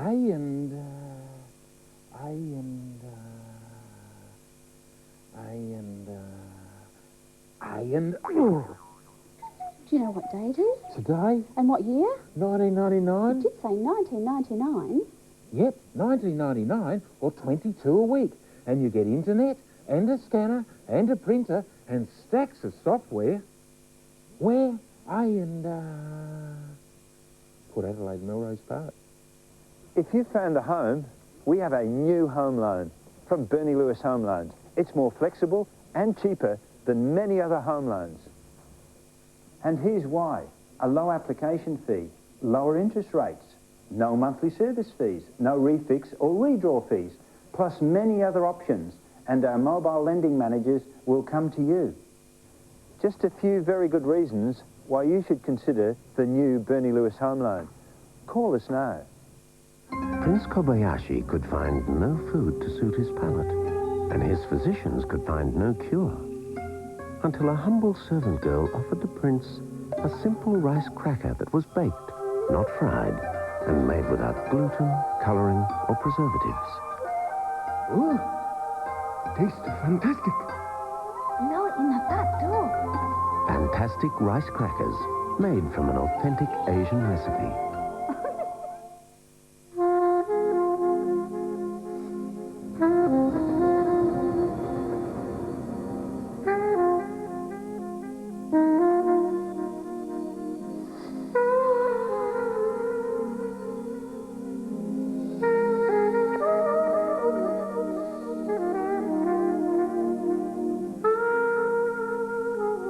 For extras cover that will make you and your partner feel a whole lot better, call Medibank Private now. AFL headquarters isn't Football Park. It isn't Subiaco or the MCG. It isn't even Waverley. It's Kmart, where you'll find more AFL-approved products than anywhere else. So get into Kmart, just what you need. And welcome back to the MCG, where it is a 20-point ball game at half-time. Adelaide kicked 4 goals to 0 in the first quarter, but the Bulldogs kicked 6 to 5 in the second, and the Crows lead 9-7 to 6 goals 5 at half-time. Darren Jarman, 2 goals in each quarter, 4 to half-time, and after a scoreless first quarter for all the Bulldogs, James Cook kicked 3 in the second term. Well, a very important goal this for the Bulldogs. They must get over Adelaide, and if the Bulldogs can win this and the Brisbane Lions lose to St Kilda, the Bulldogs will be 1.5 games clear in 4th spot, which will leave them a great chance of the double chance in a home final in the finals. So, St Kilda and the Brisbane Lions, a very important game. Certainly the Bulldogs will have one eye on the scoreboard. Let's take a look at some highlights of the first half.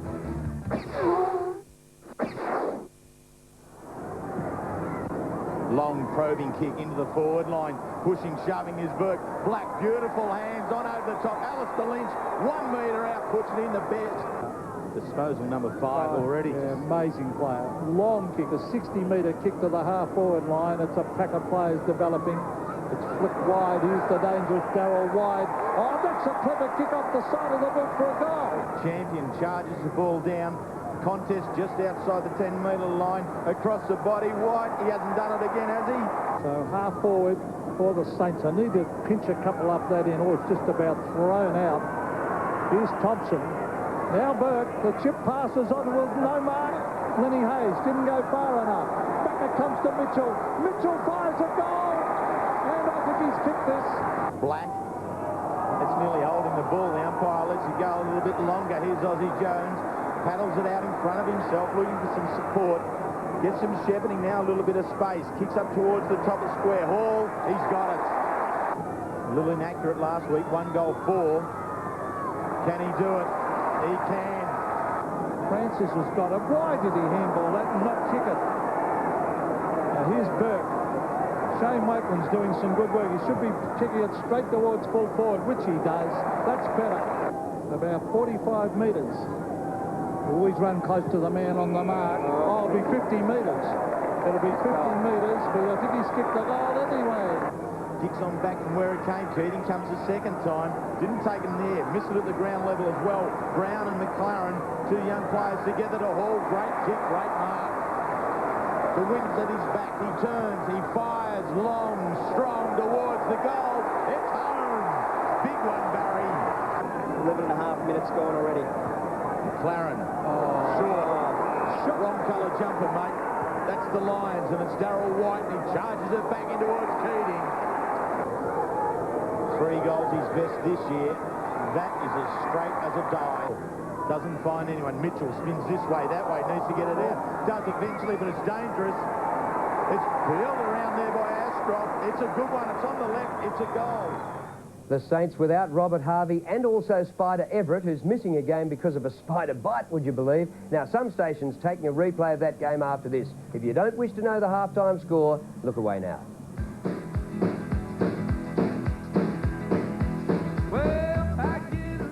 Well, Malcolm Blight has been headline news all around the football world this week after tossing in his bucket and spade with the Adelaide Crows. So we thought we'd relive some of his magic moments in a Mitsubishi moment. Remember the long goal at Carlton? What a beauty. Here it is with Blighty. Malcolm Blight, it's a big kick. It's a massive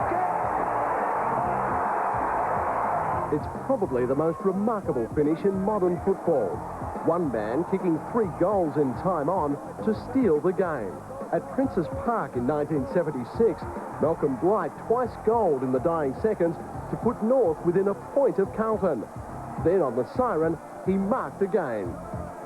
I've gone back and gone, oh, what will I do here? And whether it be a drop punt or a torpedo, I'm screwed. And Keith Craig said, why don't you just try and kick the bloody thing, you know? I mean, it was quite a funny little line, so it actually diffused it.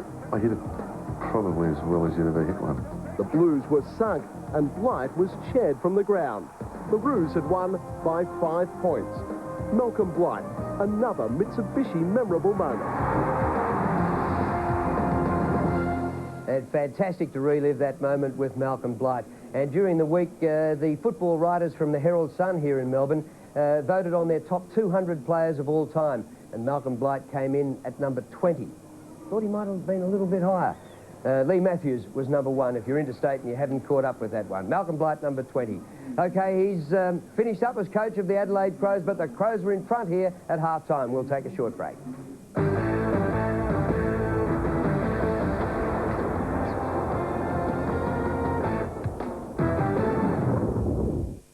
They were both in love. Nothing. Anything. Very nice. Still, they both dumped their boyfriends. Oh, coriander. Scary spicy. Introducing Will. My bandana's back in because I didn't get that memo. Introducing Grace. I want to marry the one. How else are you going to get to the 2 and the 3? Finally, a show that goes that little bit further. Touch me in the morning.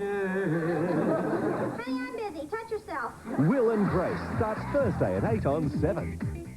Here's what Australia's leading motoring journalists had to say after testing the new Magna 3.5 V6. It has a lovely ride, strong engine, accurate steering with crisp turn-in, and is superbly quiet. Mitsubishi has a head kicker. Mitsubishi has built a V8 killer. Magna 3.5 V6 feels like a V8. See it at your Mitsubishi dealer now. Yes, Mitsubishi.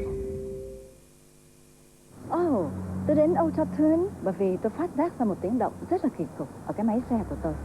Nó kêu tích, tích, tích. Tôi nói cho họ biết điều đó và họ bảo là cái bộ phận tappers đang có một chút trở ngại. Tôi cần cái xe của tôi sửa trong một ngày, nhưng họ chỉ sửa mất có vài tiếng đồng hồ thôi. They are that good. They understand.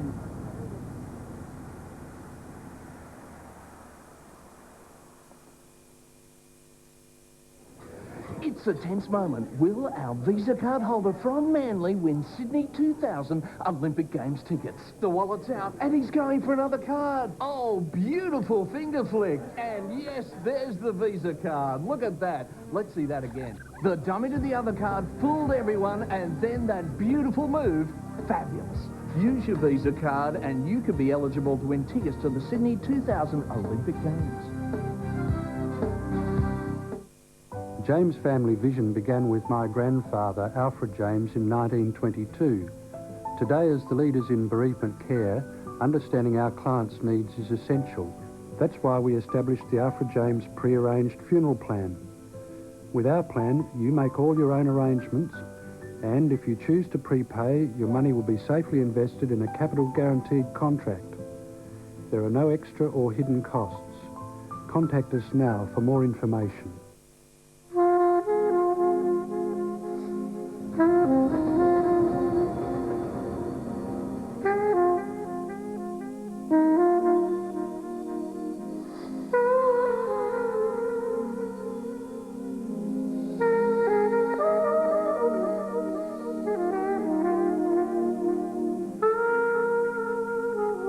For extras cover that will make you and your partner feel a whole lot better, call Medibank Private now. Raise your glasses. Great design, Angela. Right. The board will love it. What time's your flight? Oh my goodness, is that the time already? Oh, excuse me. Could I ask you to organise me a taxi, please, to the airport? Certainly. Thank you. Are you a member, madam?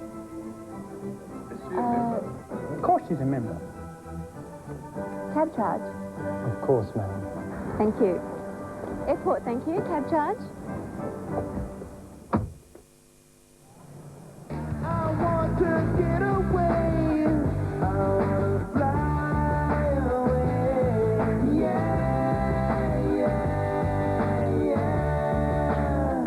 I want to get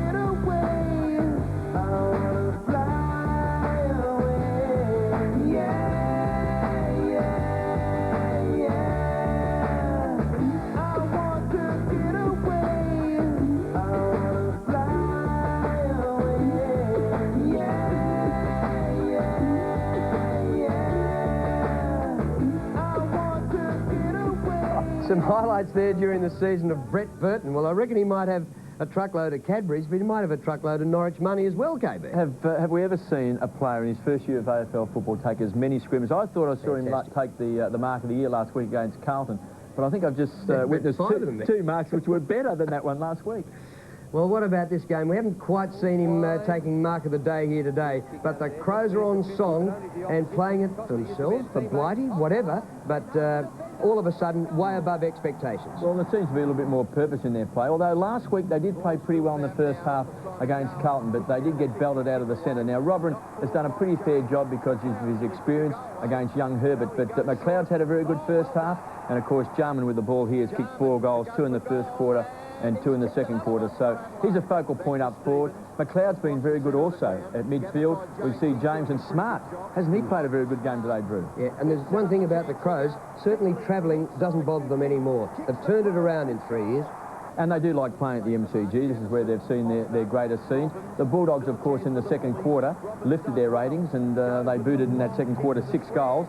And this young man here, Cook, has booted 3 goals. He actually gives this one away. This is a sneaky hand pass here to Montgomery. Not quite certain whether he was back over his mark there. It's an interesting one, but the umpire allowed that to go through. But he also kicked 3 goals himself in this quarter, and along with Chris Grant, all of a sudden they've got 2 very good forwards up forward. They worked hard here, didn't they, to get this goal? Very good goal in very confined spaces in that forward pocket. But the Bulldogs certainly aren't out of it. You know, they've got the margin back to 20 points, so that's not much in modern footy. No, it should be a fantastic second half. Well, there's Burton, a running goal. He can take marks, he can kick goals. Robbo wants to put pressure on you to make him the Norwich Rising Star. I'm tipping maybe Adam Goods, but it'd be a good finish. We'll be back for the second half after a short break.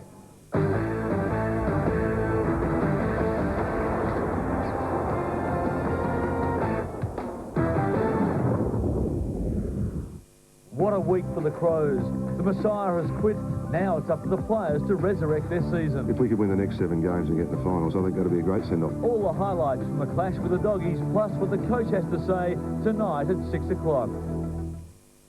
The boys are back in town with the Camry Crows Westpac Players Concert Sunday, August 1st at the Clipsal Powerhouse. The concert will feature the players like you've never seen them before, at their very best or worst, and be hosted by SAFM's breakfast crew, Paul, Amanda and James. Tickets are just $12 for adults and $6 for kids. It sold out last year, so get in quick. Grab your tickets at any venue, Tix outlet, or by phone on 8223 7788.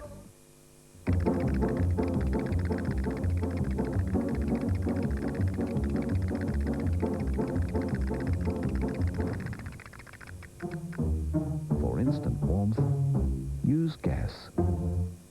Powerhouse Sports Only is closing down. Doors definitely close this month.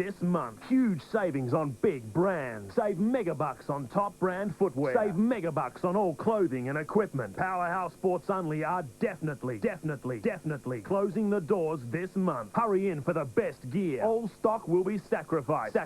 Powerhouse Sports Only. Open 7 days. Powerhouse Sports. Only Shopping Centre, Unley Road. Closing down. A true blue. Come and spend an unforgettable evening with Australia's favourite balladeer, John Williamson. Galleries of pink alarms. You see, a bushman can't survive. Join John around the campfire, share the stories and the songs from his journeys around our country. May, June, July, you don't go too long. Old favourites and brand new songs. John Williamson in concert. Book now. The ophthalmology unit here at the Flinders Medical Centre is a world leader in corneal graft research. Established 20 years ago, the unit's eye bank has given sight and a new lease of life to thousands of people both here and overseas. It also led to the establishment of the Australian Corneal Graft Register, which contains 10,000 grafts. South Australia is now the only state that doesn't have a waiting list for corneal transplants, and more than 3,500 corneas have been supplied for patients. The surgery is not particularly difficult, but the support that's required to make that surgery work is considerable in terms of eye banks, research, long-term tracking of patients and so on. And this is the contribution that's been made at Flinders Medical Centre. Research has revealed that corneas from donors of any age can be used for transplants, provided the cornea is not diseased. Current research programs funded by the Flinders Medical Centre Foundation are examining ways of improving corneal transplantation using gene therapy and biotechnology. A 20% home alarm discount. Flexible payment options. No paperwork. Which insurance company gives you all of these benefits under one roof? On Today Tonight, Big Boyd, Australia's fattest man, his life in the balance. Now the amazing turnaround. Plus, we hit the road for two little boys shattered by thieves. And help them out as much as we can. South Aussies come to the rescue. 6:30 Monday. Crowd settling back into their seats for the second half. Just a 20-point game, 9-7 to 6 goals 5. Can the Bulldogs come from behind again and win? Well, what about Adelaide's chances, girls? Well, at this stage, they're looking very good. But just a brief chat with Malcolm Blight then on his way up. He said it's still only halfway there. But Darryl Hart said they were very, very pleased with Robran, Smart and McLeod's job on West in the middle, which I think is a very good effort at this stage. But, as you say, it's only halfway there. Yeah, Scott West has had just 8 possessions in the first half, way down on his season average. Start of the second half here at the MCG. And all of a sudden it's become overcast and maybe even a threat of a bit of rain in the second half. Johnson rips it out of the middle, but good defensive mark taken back there by Stenglein. Sorry. The kick goes wide from defence.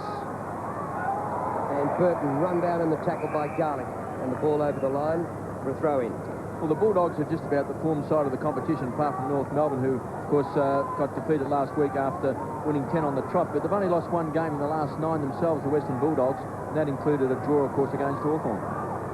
Bickley fighting hard for it. Johnson gets another tough ball out there. West needs a break free in the second half. Over his shoulder he goes. Powell with courage. And he wins a free kick. Bowled over by the youngster. Advantage. Martin gets it on to Hudson. Hudson runs it inside the 50. Should be a goal. That's a very disappointing kick by Paul Hudson. You put him down for a goal most times there, and he missed everything. Yeah, the legs going 2-1, weren't they, with Paul Hudson? Goals looming up, and he missed by a big margin. So the Crows get the ball out to Smart, Stevens, and now it finishes with Johnson. Kane Johnson's kick to full foot. Oh, he's a clever player. His skills, gee, they're fantastic, aren't they? Brett James in there with Steve Crediuk, but Darren Jarman. He completes this mark between his legs. It's incredible, isn't it? I mean, just to be able to control the ball. Well, he's been his conversion rate has been 76% this season. We spoke about that earlier. He's kicked 49 goals, 14 for the season. You would have seen last week, KP, also that Silvani's experience and strength was just a tad too much, but today, the Bulldogs as yet haven't got a player to hold him. Well, he's improving his percentage. He's kicked 4 straight so far in this game. He's now kicked 5 straight.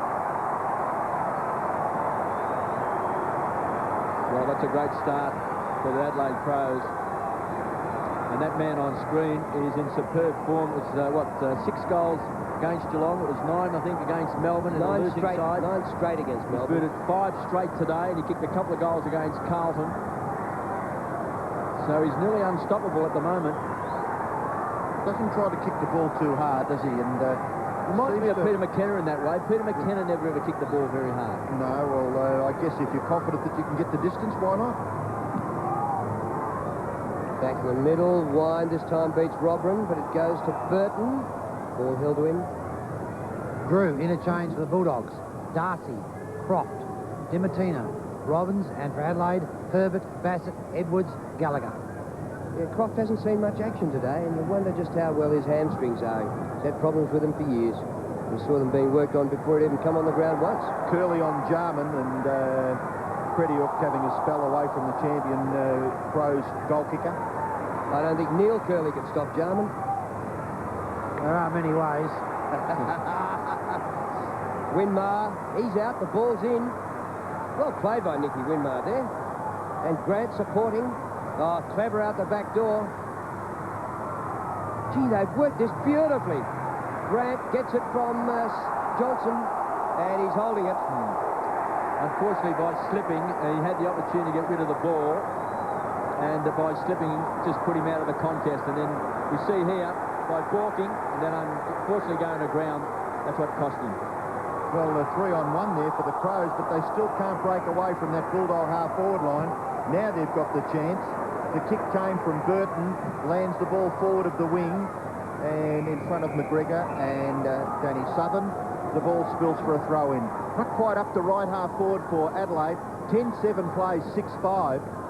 Early in the third term, 14 kicks and 2 hand passes to Brett Burton. He has been sensational in this game. Knocked away by Wine, quite effectively too.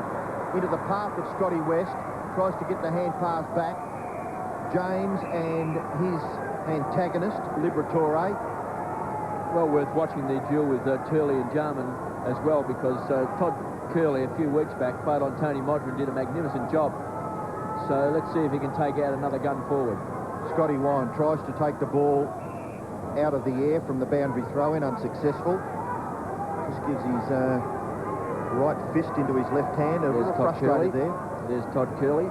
He's now been given the job with Stephen Credior. It's been taken away from Darren Jarman after booting 5 goals. Gee, big psych Darren Jarman's got on the opposition now with 5 goals straight from just 7 kicks.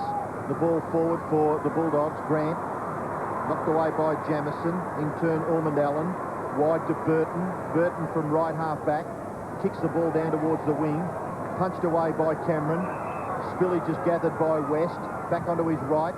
Kicks the ball in towards half forward. No one home for the Bulldogs. Ormond Allen to Smart. Smart runs through the half back line. Then arrogantly bounces the ball. Kicks it forward. Good distance with the kick. The umpire's found a free kick. It goes to Adelaide. McGregor, is it? Well, it's a mark anyway to Jarman. Or Jarman. It's going to give it to McGregor's McGregor. free kick. Did Jarman mark the ball, did he? Yeah, does a relayed free kick take precedence over a mark completed? Yes, he paid the mark before Darren Paid the free kick before he marked the ball. Paid the free kick, sorry, yeah. Blown the whistle. The first decision was the free kick. But actually, they should have 2 shots for goal. Ah, yes. Only if it's Adelaide, Curls. Do you want any more advantages, Curls? Curls, is this as good as you've seen Nigel Smart play this year? Oh, I think so. It's one of his top games. McGregor going for his 4th career goal. Misses to the left. Exactly. That penalised the side. You've got to pay the first free kick, though. Exactly. But I just think Nigel Smart's been fantastic today. He's had the old dash back. He's had the arrogance back. You can see midfield there. He wants to take on players. I don't know whether it's been a fitness thing or not, Curls, but he looks like he's more pumped up today than I've seen him all year. Certainly playing a great game. It's a good mark, that boy. That's McGregor, isn't it? Well, he missed his shot at goal and bounced back with a terrific mark less than 30 seconds later. Vardy just outside the 50. Now they're working with a breeze here. Not beyond the realms that somebody could launch into one and kick a goal. And Drew, this boy's normally a goal kicker. Sure is. To date, the umpire flag, the goal flags have not gone up for him. Centering the ball inside to Johnson, and he unloads and scores!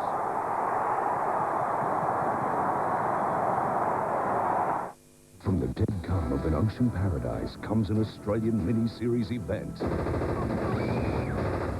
Stranded on a deserted island. How long is it going to take before we're rescued? They must brave the elements and escape the dangers from within. He murdered my wife! Craig McLachlan and Antonio Sabato Jr. head an all-star cast. Payback time. We fight for our lives. Sunday, 8:30 on 7. Try. Oh, Kane Johnson kicking a goal from outside 60 metres. A youngster recruited from Eastern Rangers here in Melbourne over to Adelaide, and he's played in 2 premierships. Saw leg, Robin. McLeod couldn't get rid of it. Here's Smart again. Has been Smart today. A high ball. Jarman, oh, how good. He was almost looking for somebody to outleap him. Would I stay down or would I go for it myself? Chest marked it. I thought he actually, what he did, Drew, was that by just slowing down his momentum, he just stopped Curley, put Curley into 2 minds. What Curley didn't think he was going to go for the ball originally, I don't reckon. And as a result, Jarman then sort of got that extra second on him and then decided he'd go for the ball and put Curley out of the contest. Yep.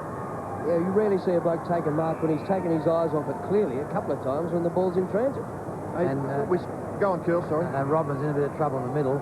From Adelaide's point of view, I'd like to think he can continue. Is it an ankle? Just in the right leg. I think he got a sprig from Wine in the ruck contest. Jarman for his 6th straight. Poked out. He missed it. Well, that's the first goal he's missed in his last 2 games at the MCG, and prior to that he'd kicked 14 straight. 11-9 to 6-5. It's a 34-point margin in favour of Adelaide. So you start wondering now, where are the Bulldogs going to kick the goals to create a winning score? They've now got to outscore the Crows by 6 goals in the remaining quarter and 13 minutes. Can't see it happening. It just is not happening, is it? And you just look at the questions as to where they're going to get it from. West, grabbed by McLeod. Crediuk takes the hand pass, then kicks in towards full forward. Is it going down the ground? Now, I didn't quite see whether Crediuk was interfered with after he kicked the ball. He was interfered with. But James Cook is going to shoot for goal. He's kicked 3. Darren Jarman has kicked 5. And they are the only multiple goal kickers in this match. Crediuk, geez, right leg strapped all the way from the ankle right up above the knee, Steve Crediuk. He's had a lot of trouble with the calf of that right leg. And you see there, just taken to the ground as he got the kick away. So James Cook from about 40 metres.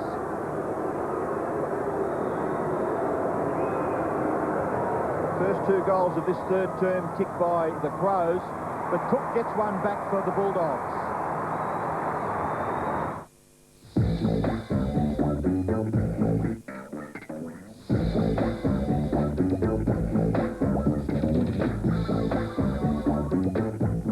It's run-out time on Lancer Coupes from $18,490 with air. Cool Mirage from $14,990. Lancer Sedans from $19,990. Drive away with air. It's run-out time on Lancer and Mirage. Look for the signs. It is Mitsubishi. Margin back to 28 points after Cook's 4th goal for the Bulldogs. Wine probably getting on top now in the ruck. Down to Johnson. Out of the air by Garlick. Oh, luck's a fortune. Straight to Winmar. There's a duel here, a match-up with Liberatore and James. Now, the Crows wouldn't mind that because James is not a real breakaway player. He's a burrower, the same as Libba, so that wouldn't affect the Crows. Well, can Nicky Winmar repeat Cook's effort? Into the goal square. Hasn't quite got the distance. Rowan Smith there to Rove. Brown! Oh, touched by Grant, and that's a behind. It wouldn't have gone through for a goal. Didn't have the height from Brown. Question without notice, Kevin. Rowan Smith, All-Australian halfback player. Really struggled today. He's one of the getting much players in the forward line, is he? No, he's only had the 5 possessions, and the Bulldogs will need him to lift because he's such an important player. Paul Hudson also has been below his best today. He's had the ball a few times, but he just hasn't kicked the goals, and that's what he's noted for. Gee, big punch forward by Brett Montgomery. Johnson is smart. Smart fended off the tackler. Bulldogs feel as though it was unfair, but Smart has gone on with the ball. Should have been a free kick. To the middle of the ground. Here's a goal coming up for Adelaide. Andrew McLeod in towards full forward. Jarman couldn't control the football. James at the fall of the ball. Curley, good tackle by James. The ball goes over for a throw-in. What's that for? Deliberate. I think we might see that vision later too. The free kick should have gone to Montgomery because Nigel Smart... He's coming off with the blood. He got one right in the goal. And caught him with the forearm or some part of his arm. And he's coming off with the blood rule. And if we have a look at this on vision, you'll see the free kick should have been paid because he was taken high. He's not happy about it either. So he's got a whack in the mouth then? Yeah. I think the forearm or the elbow as he fended him off, and therefore it's a free kick. Well, it could be even worse than that if they have a look at the video. Well, we might see it ourselves in a moment. Well, James kicks the ball to the front of the goals, and Nigel Smart is marked. Played a great game. He'll get the boost, but let's have a look at this free kick that should have been paid. Now you can see there the right arm fending off Montgomery, hitting him in the head. And as a result, that free kick should have been to Montgomery. And here he is now having a shot at the other end of the ground. Played a great game, this boy, though. He's been a launching pad off that half-back line. 17 possessions he's had. With his 18th, could kick a goal, which will be just what Adelaide will be looking for, and he kicks accurately. Ci tengo alla mia macchina, sai, è proprio un amore. E capirai, quindi, mi è venuto quasi un attacco cardiaco quando ha cominciato a fare bang, bang, bang. L'ho portato subito a Oltrecciuni e il meccanico mi ha detto che si trattava del timing. Hanno fatto la diagnosi, me l'hanno aggiustata e non mi hanno fatto pagare mica tanto, sai. Oltrecciuni, brava gente. I speak my language.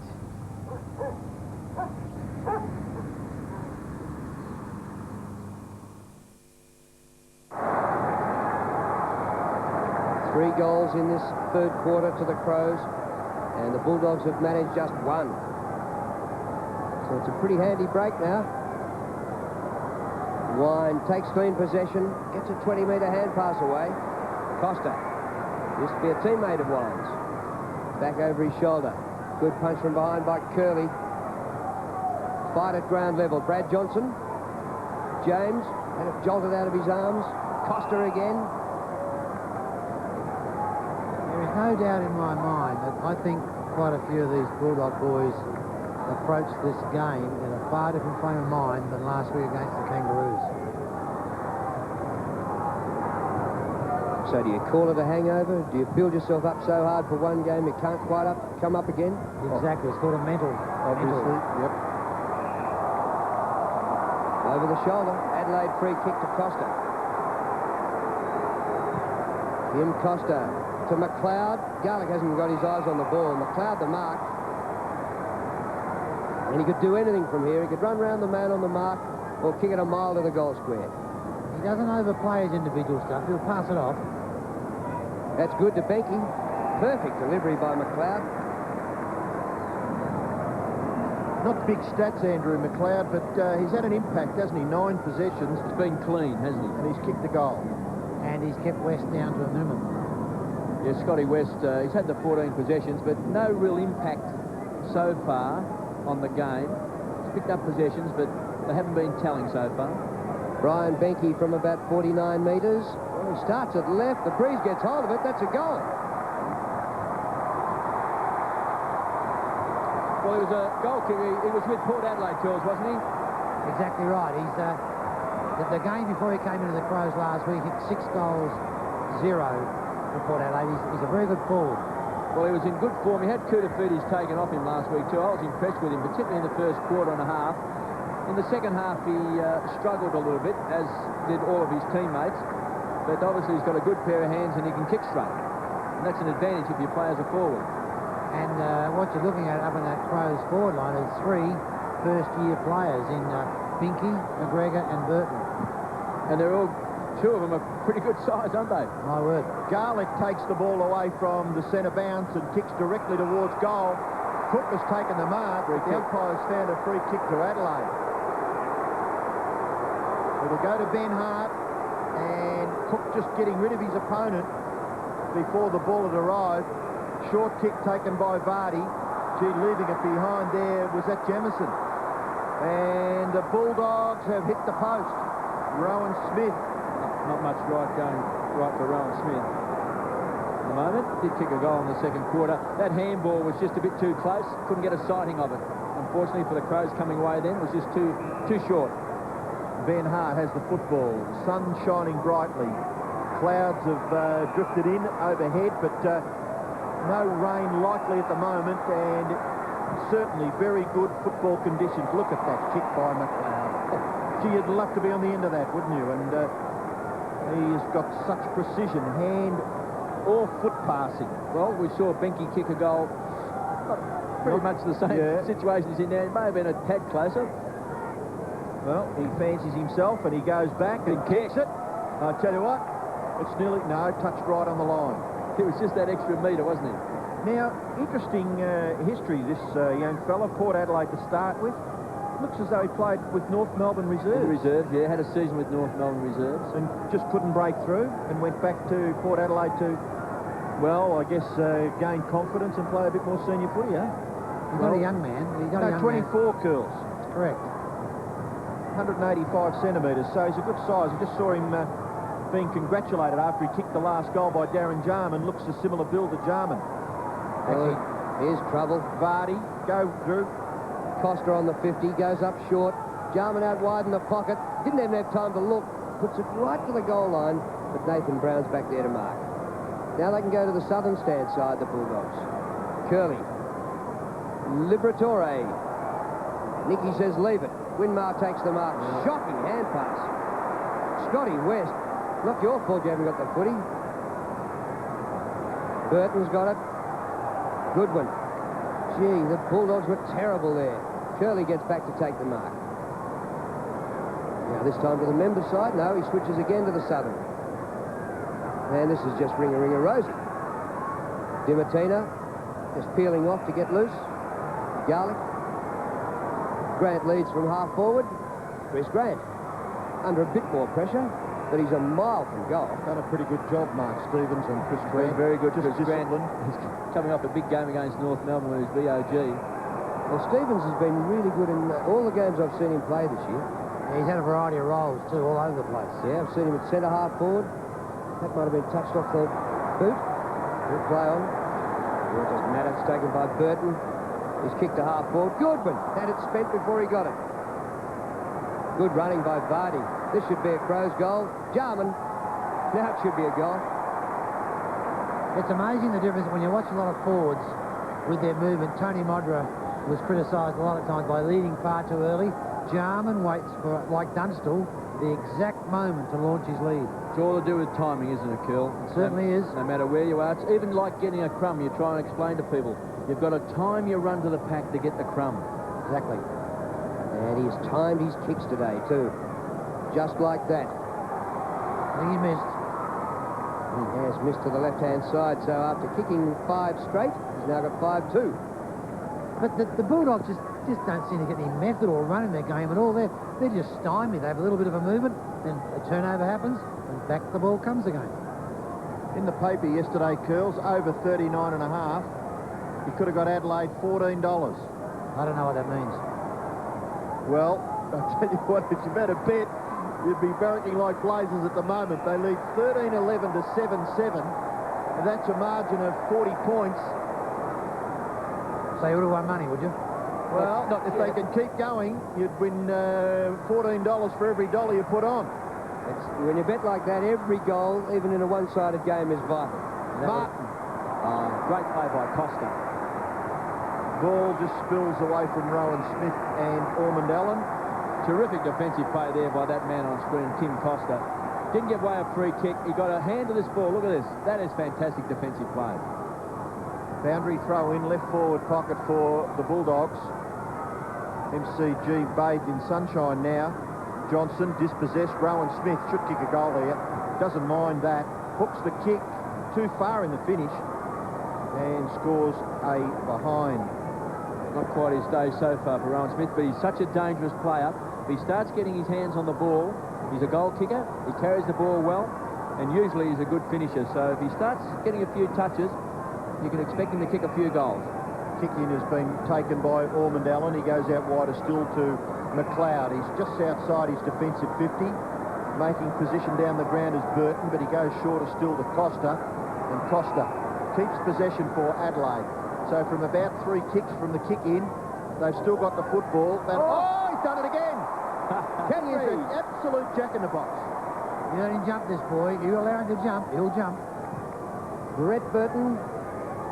Well, after what we saw at half-time, that is not even close to being a candidate. That's ordinary. With the marks he's taken this year, we'll claim this as just being a chess mark, I reckon. You couldn't rate it any higher than a normal chess mark for him, could you? Absolute freak. In fact, he probably wouldn't even put that down as a mark. Row in. 4 minutes remaining to three-quarter time. Smart hoists it high. Jarman waits at the back this time. And he's a bit of a show. He's still a show. Well, Vardy burrows his way through. Benke caught in a good tackle by Dimatina. Ball held to him, and that'll be a baller. Well, they'd be very happy, the Crows, with the fight at ground level that time by Jarman and also by Benke. Just retaining the ball about 25 metres out from goal. close. Chance here for the Crows to get another one. West. Ooh, this is dangerous. Wind. Little toe poke towards the boundary line. And he'll be happy with that. Well, I know last week that many people said, oh, the Kangaroos could afford that loss. But the Bulldogs can't afford a loss here today, because if they lose today, they could lose 4th spot to Brisbane. And top 4 means a home final. So it's either you play a final in Melbourne, or you maybe have to go to, say, Brisbane to play a final. Yeah, fair point, and I'm sure that the Bulldogs administration would be aware of that, and there's just nothing they can do. I mean, Adelaide have been quite disciplined all over the ground. Croft has the football wide at half forward, kicks the ball to within scoring range. Now that's a free kick against the Bulldogs again. Cook thinks he's going to get it. He might give 50 going back to take the kick. He might give 50. Wind off. Darcy on. I'm sure James Cook thinks he's getting the ball. See, there's 50 metres. He can't believe it. He can't believe it.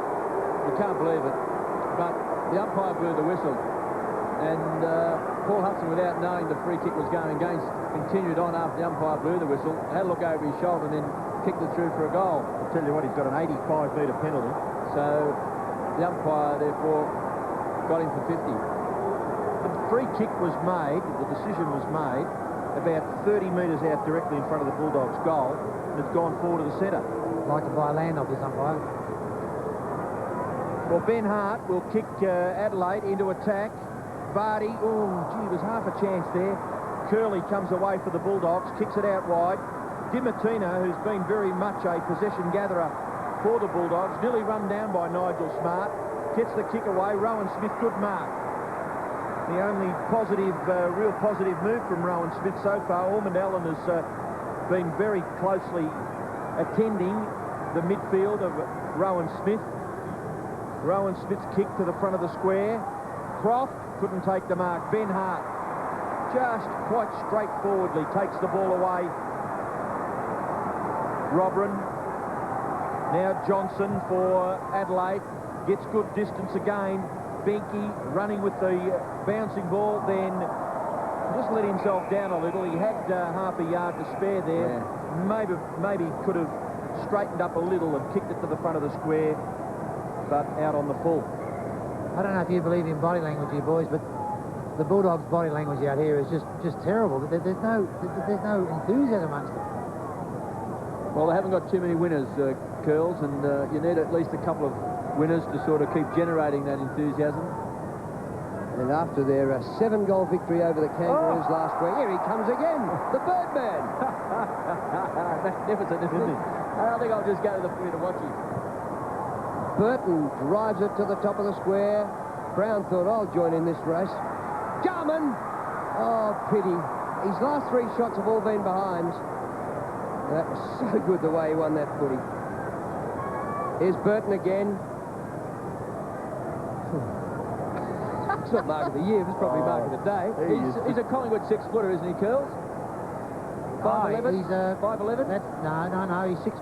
6'1"? 6'1". So you reckon he's 185? I don't know what that means. That's Chinese language. 183. 183 is 6 foot. Well, he's 185. Oh, we'll have a look. We're waiting for an update, Kev. They've got him at 182, which makes him a Collingwood 6-footer. Crediuk, West, in turn to Johnson. Still behind the actual centre line. Now they're forward of it with Powell. Powell's kick is pretty good. Gives Smith the chance to run. Gets back onto his left, bounce it quickly. You might have run too far. Left foot shot, very good, Rowan Smith. That's better from the Bulldogs.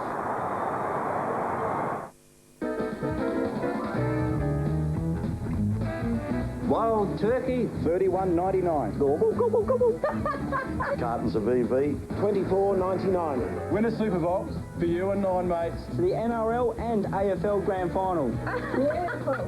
This is Hardy's. Hardy's double R wine. For $5.99. 20% off for a dozen. If you like to sip and you want to save, you can't go past your local sip and save. Brett Montgomery back running the boundary line after having his face patched up. Darcy wins in the middle. Another goal here before 3/4 time be pretty handy for the Bulldogs. There's the margin, 34 points. Whistle's gone. A throw seen in the middle there. Crows free kick. That's the third one against the Bulldogs. They've been throwing it a bit today. Burton takes it to Robrin. Well, nobody went with him. Smart. Caught on a good tackle by West. Wasn't he rewarded? Curley intercepts. 30 seconds remaining in the quarter. Kick by Curley to Johnson. Didn't reach him. Ball knocked away. Comes to Costa. Johnson. Kane Johnson for the Crows. Across the ground to Vardy. Peter Vardy just behind the wing. Now told to play on. Kicks inside the 50. Benke is there. Good mark. It is a good mark because the siren will probably sound to end three-quarter time.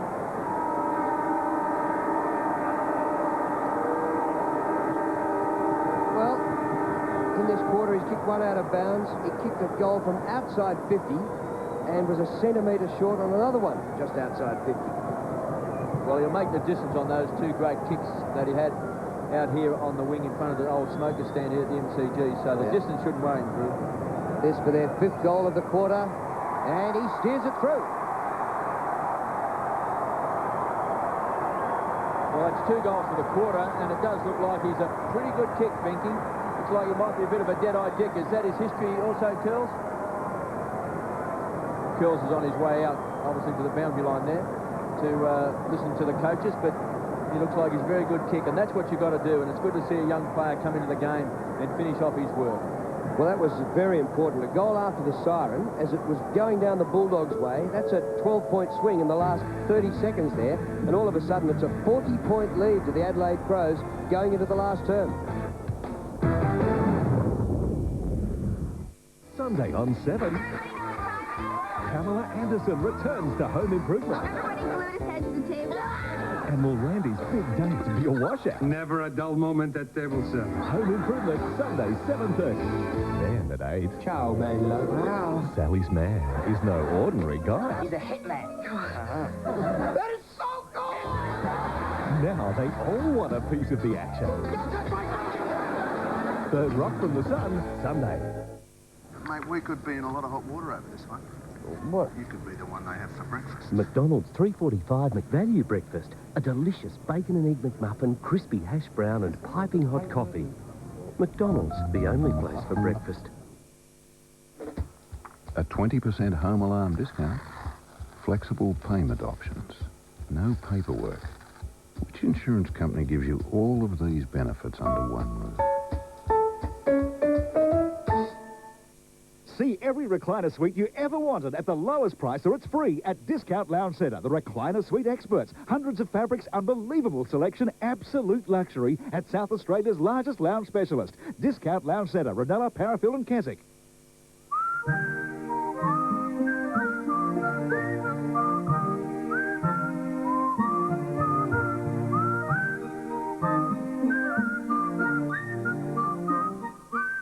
Just over a year ago, Bob spoke to a CPA for business advice. Ever since, business has been booming because the CPA doesn't just help you with your finances. They help you see the big picture.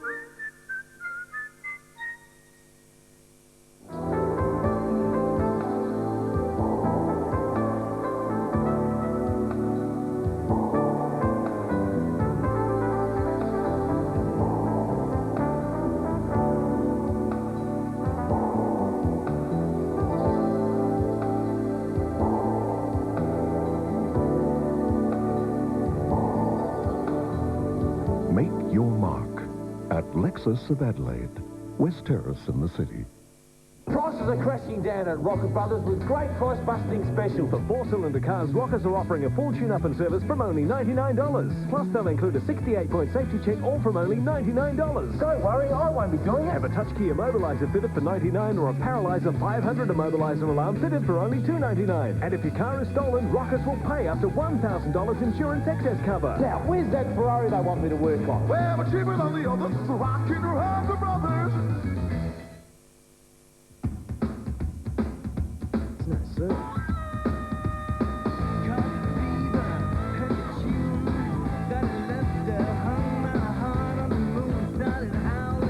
Midnight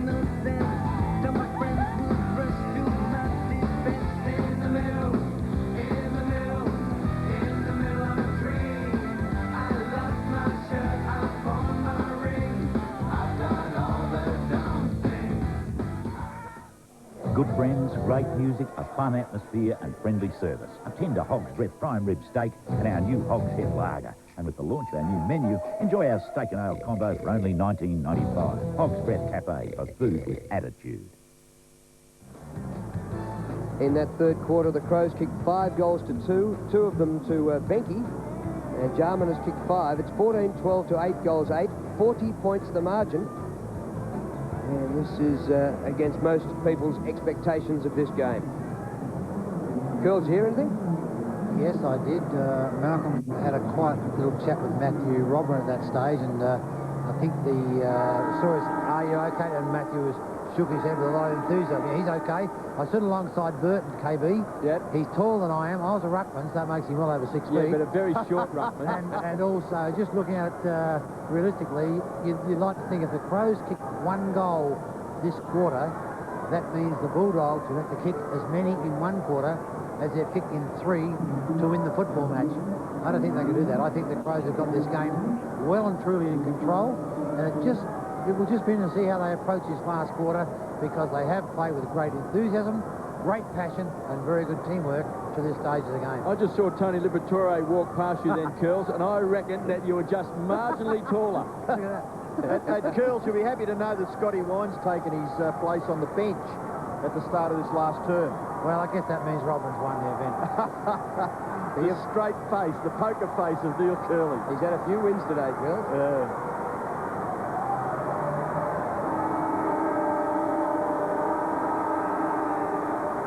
Final quarter about to get underway. It would need to be a barnstorming finish by the Bulldogs if they were to get up and win. They trail by 40. Darcy wins in the middle, Wind on the bench. West gets the first kick of the quarter. It bounces to Hudson. He concedes ground to Powell. Stephen Powell's been a good player this year. He approaches the 50, goes long, great kick. That's a really good goal, just what they needed. And that boy certainly has had a terrific season. Formerly of St. Kevin's, he's been averaging 21 possessions a game. He's got 15 possessions so far, and he's kicked the goal now. That's a great kick. Probably hasn't quite had the influence as a number of his Bulldog teammates throughout the course of the game, but to get up off the ground, to run away, and then from outside 50, bang it through, it's just the start they need, the Bulldogs. We know they can kick goals quickly. Good play, wasn't it, by Stephen Powell, and certainly from a Bulldog angle, an important early goal of the last term. They still trail by 34 points. Centre clearance is very important. Burton couldn't get away. Scotty West gets it out wider. Powell, opportunity for Darcy. His kick is a bit of an up and under, and it's well marked by Southern. Takes a good mark, Danny Southern. Not a real tall player, but certainly stands his ground quite nicely. The kick across the half-forward line, and Costa hand passes away to Burton. Burton, 26 possessions. His kick, well done, Robbins. You played on. And Matthew Robin able to lock the ball in with Luke Darcy, the tackler. Robbins just a little stiff. His momentum carrying him forward. Not able to break the tackle. Stephen Credill has also gone back onto Darren Jarman, fullback. So the bounce of the ball on centre wing favours Luke Darcy. Not able to take the ball away. Underneath all that is Powell. And fire will bounce. Robbo, interchange for the Bulldogs. Garlick, Montgomery, Wind, and Martin. And for Adelaide, Herbert, Bassett, Edwards, Gallagher. Starting to stutter in your old age, Curls. Wind. Well, KB Wind. It's worth recounting. Wind, 10 possessions, just 1 mark, 3 tackles and 7 hit-outs. Robbins had 7 hit-outs as well. And interesting, last week Wind had 37 hit-outs around the ground. DiMartina's kick. Well, good work by Hudson. Looked as though he was just about going to get under the ball, but at full stretch he got it. Some good early signs here for the Bulldogs. If Hudson kicks this, 2 quick goals in the first 2.5 minutes of the last term. Darcy now is doing some of the ruck work. Just may ignite the flame, KB. It could, because we do know they keep on coming. So Hudson from 35 metres, another one to the Dogs. Tribe, starring Craig McLachlan, is the Australian mini-series event of '99. To win the adventure of a lifetime for you and your tribe in tropical Fiji on Castaway Island, simply watch Tribe, Sunday and Monday on 7, and you could be a winner. This is a game of nerves. This is a game of courage, and this is the phone number where it all might begin if you think you have what it takes. $1 million chance of a lifetime. Your opportunity could begin with one phone call. Looks like Tyson Edwards has come on for his first run in this match. Replaced England. 28 points is the margin in favour of Adelaide. Darcy has done pretty well at the centre bounces. That bounce awkward, but Bickley made it very nicely. Costa kicks across his left shoulder. Again, awkward bounce. Croft able to gather at the back of the pack. He goes across the half-back line. And Paul Dimatina probably made an error there. Just a half a yard could have made the difference. He may have been able to pick it up on the half volley. Allowing it to bounce made it awkward, and eventually a throw-in will take place. Left half-forward flank region for Adelaide. Darcy again, an important fist to the ball. Goodwin caught by Brown.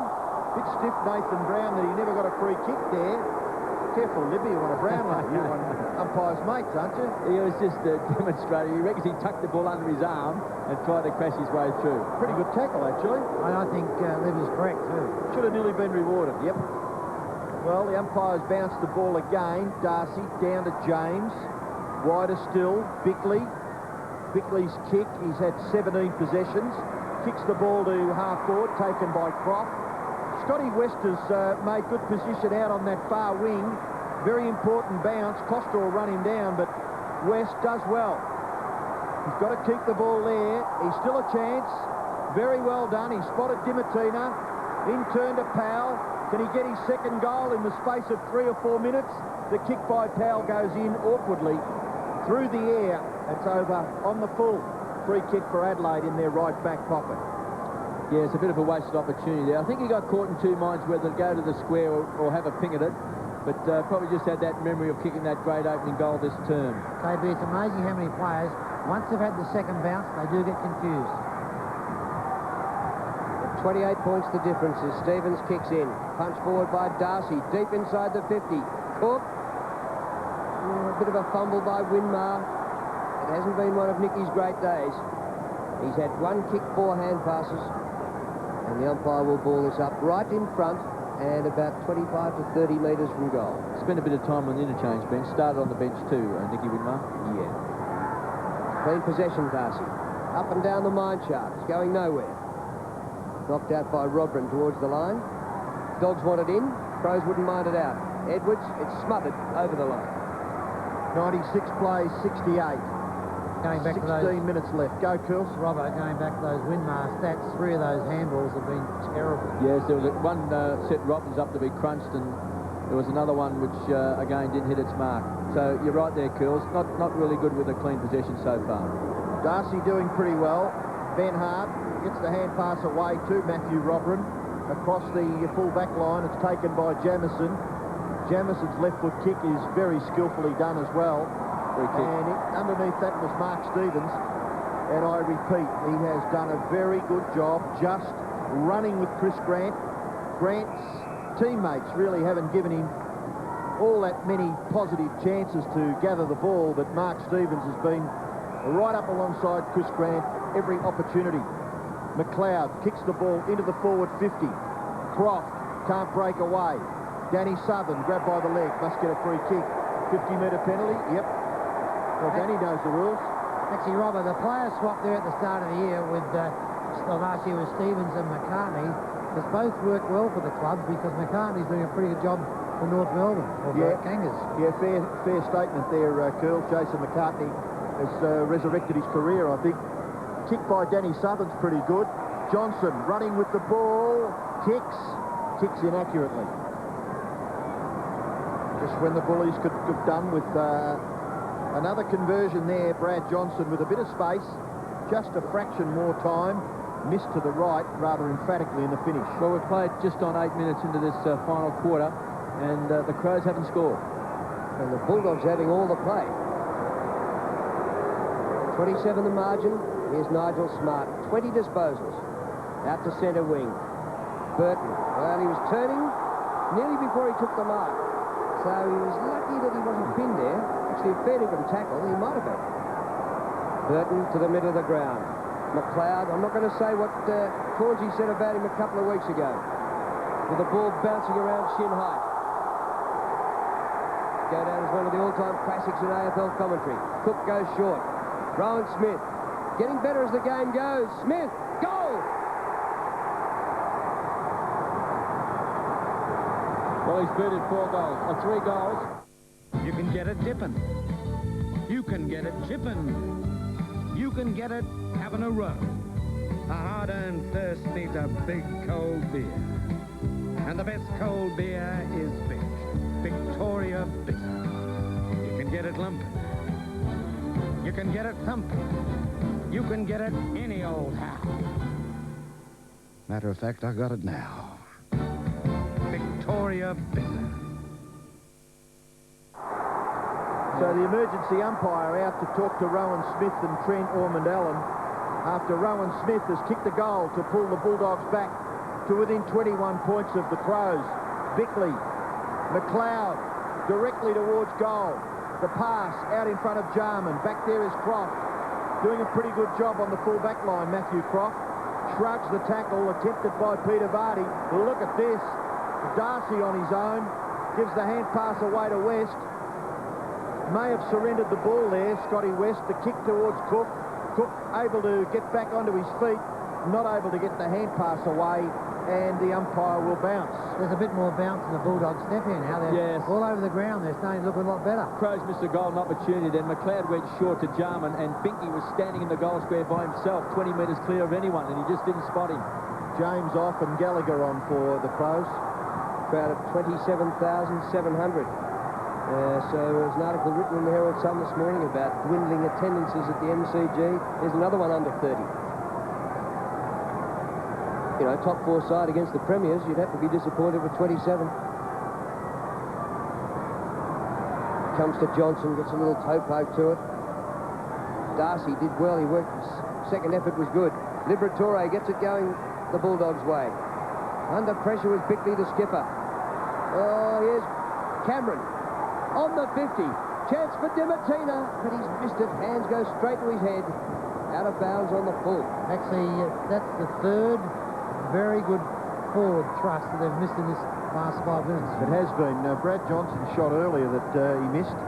Could have nearly converted. Paul Dimatina there just didn't quite lift his head. Not quite, Robbo. The Crows need a goal just to stop the momentum, because it's full-on momentum now for the Bulldogs. Great effort by Grant. Oh, wasn't it ever?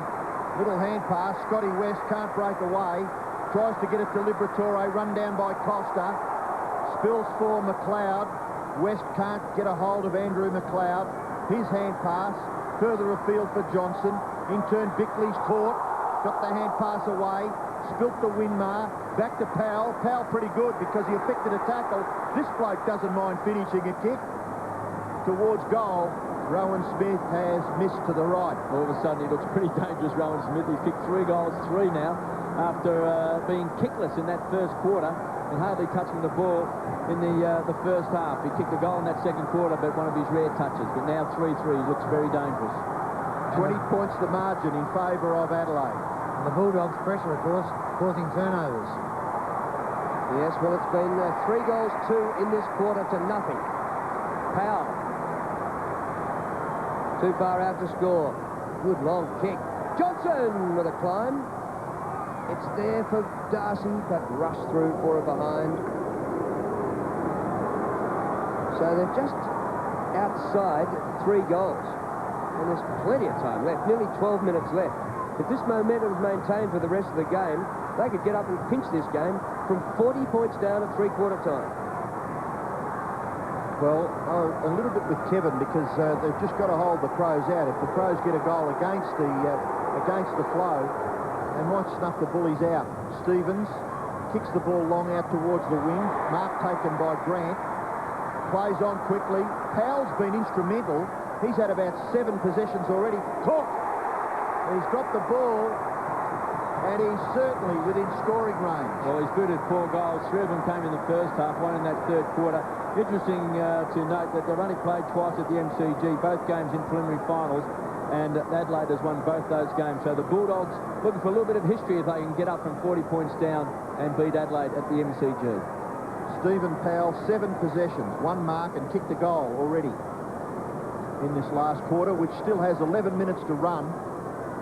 This is a very important kick. If the previous 2 or 3 chances were important, they went begging. Cook must kick a goal. He does. 5 goals. Well, I mentioned to you earlier in the game that every time you see James Cook, every now and then, he shows you enough for you to suggest that he should be a very, very good player, because he can play at a very high standard. And as a result, if he can just get a little bit more consistent, he'll be a big help to the Bulldogs as they make their move towards the finals. Raw's really going around the ground now. This last quarter, they kicked 4 goals, 3 to the Adelaide side, no score. The Bulldogs have been inside 50 11 times to 4 in this last quarter, and they haven't even converted it on the scoreboard. They've missed, they've kicked out of bounds, but the Crows are scoreless.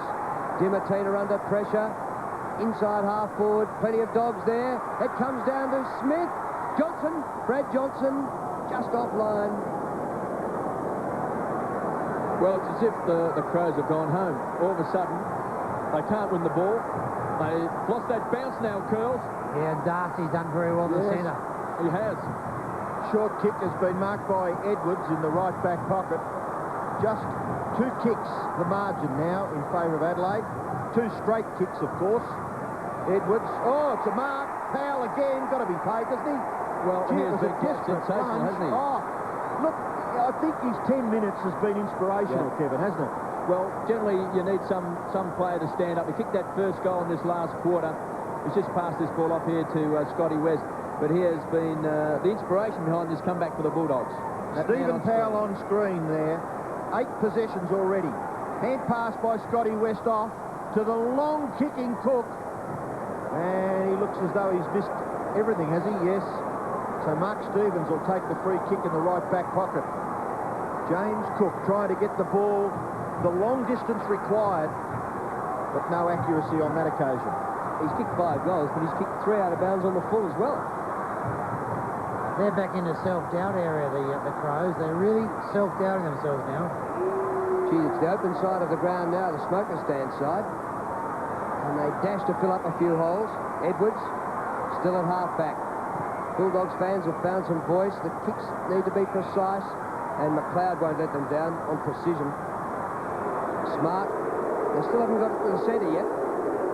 And further wide to the wing. That's just to the centre. Robert. Vardy. Oh, good mark. He wanted to go. Important Curley got hold of his jumper then. Very true, he held him up. Well, if he kicks it to the goal square, which is not, we might see a big mark by Brett Burton. This bloke will kick it to the square, won't he? He'll kick it to the square. What we need is Burton to get well back and get a big run at it. Where is he? He's that down there. Doesn't want to give it too much height, though, because it is into the breeze. He'll kick it in the crowd if he gets onto it. Oh, 10. Well, that's the best he could do, and it's 20 metres short, girls. Here's a chance. Jarman. Here's Burton at ground level. A snap. Their first score for the quarter. Is it into the behind post? Yep. There's no score.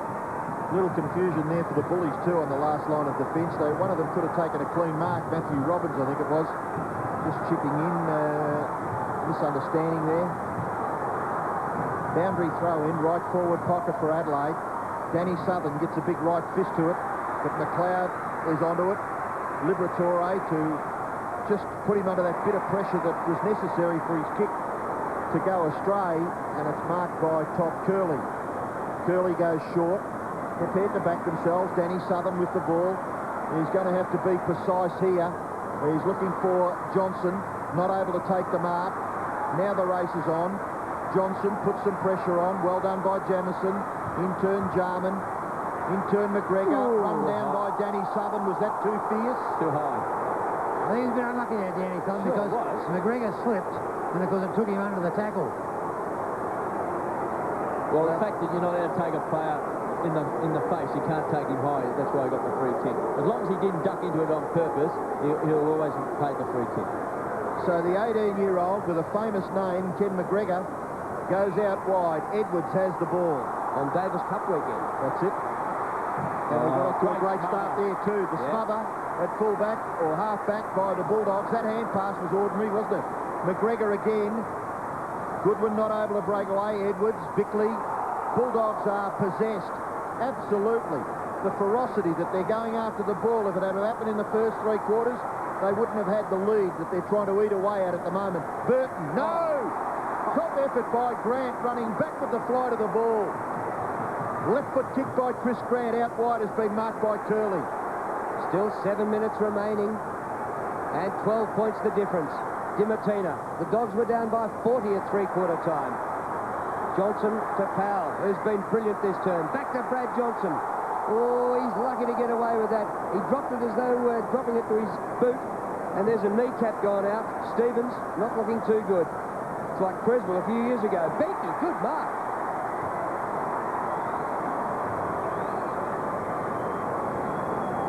Well, Mark Stevens is to his feet. It happened in this tackle with Johnson. Ouch. Actually, from the Bulldogs' point of view, boys, they don't want to see Grant winning the ball down the back pocket. They want him up this other end. Well, they should bring the stretcher on because they've got a shot at goal, and then that'll hold up the play and enable them to get another player back on the ground. The stretcher is on. You called it. That's exactly what's happened. So a bit of a hold-up now while the stretcher comes on for Mark Stevens. 12 points the difference, and a chance for the Crows to get together here and reassess because they haven't bothered the scorers in 20 minutes of football in this term. Good tackle by Stevens. He was probably a bit stiff not to actually get a free there, wasn't he? Oh, yes, he bent that left leg. Well, we saw Benke kick the ball easily this distance in the 3rd quarter. He kicked a magnificent goal, Robbo. Another one went right to the line. Then after the siren at 3/4 time, he drilled one as well. So he is a very, very good kick. But KB, this added pressure with the time is not going to help the kid. Well, he's not a kid, but he's only a young player at this level. Well, it'll be a testing kick because, as we know so far, they haven't scored in this last quarter. We've played virtually on 21 minutes. The Bulldogs have come from 40 points down. They trail by only 12 points. So if Benke can pop this through, it'll just hold up that momentum. Well, it's another injury here to Adelaide, and they're just going down time after time. Curls, can you make it to training during the week? I reckon you might get a game soon. I couldn't even do one lap. Well, you can see there just whacking it back in. Their last score was at the 29-minute mark of the 3rd quarter. That was a goal to Benke on the siren, or after the siren at 3/4 time. So it's been a tough last term. They've never lost to the Western Bulldogs here at the MCG. They've played twice, both in preliminary finals, and both times the Adelaide Crows have prevailed. So Benke here with probably the biggest kick of his short career, Curls. Yes, it's a big one, and KB Steves is going straight to the rooms, not coming to the Shane's bench. And he's done a terrific job today playing on Chris Grant. He certainly has. He's kept him, I don't know what his stats are, Grant, but nowhere near the power he was last week. 11 possessions for Chris Grant and 1 goal. And Stevens has had 16 playing against Chris Grant. Yeah, great game. Real shame for him. Kid who came from Gippsland in Victoria. Firstly went to North Melbourne and then over to Adelaide.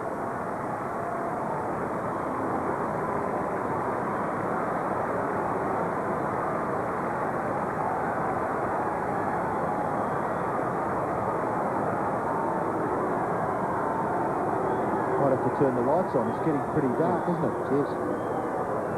Yeah, I'm thinking that maybe Stevens is thinking, well, that's my season gone right there. So what about Benke? Crows clinging to a 12-point lead after squandering a 40-point lead. This for their first score of the quarter. Great kick, but it's only a point. It could be handy in the wash-up, though. Yes, 13 points means you need the 3 scoring shots. Bulldogs making an assault. They trailed by 40 points at 3/4 time. They trail by 13 with 6 minutes left. They can go forward once again here. Liberatore takes the hand pass from Curley. The ball bounces awkwardly at half forward. Ben Hart turned inside out. Grant and Edwards. Gee, Chris Grant pretty good. Here's 2 very skillful, hard ball players, Ben Hart and Chris Grant. Well, he did very well then. He had 2 to beat. I think your boys called Tyson Edwards. I think your boys called it correct. Dislocated kneecap to Stevens. So Darcy with a big right fist to the back of the pack. Liberatore, Scotty West, got to hit his target. Missed it by a big margin. Went past Nigel Smart. Still Hudson. Now Cook. Tries to get it away. Chance here for West. Left it behind. Montgomery and McLeod. Chance for Dimatina. Gathers it pretty well in the finish, Paul Dimatina. Left foot kick by that player. Back towards the goal front. Punched away from Hudson. It's a free kick, is it? What for? He may have indicated he's come at him front on, I think. Let's have a look at the replay. Did not have his eyes on the ball. And if he's come at Hudson front on, as you can see there, he must get the free kick. Against Matthew Robin, then, huh? Yep. You've got to play those every time. Well, if he kicks this at 7 points the margin with 5 minutes left. And you would think with the momentum the Bulldogs have got that they can pinch it. Well, you'd back Paul Hudson 99 times out of 100. Right in front, 25 metres out. Kicks for goal, and he's put it through. Here's what Australia's leading motoring journalists had to say after testing the new Magna 3.5 V6. Magna Sports is now quick enough to make plenty of hot Holdens and fast Fords look at best pedestrian. Mitsubishi has a head kicker. Mitsubishi has built a V8 killer.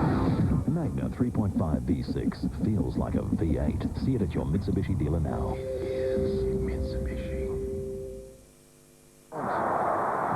So we've seen some big comebacks in recent times. There's Malcolm Blight looking on.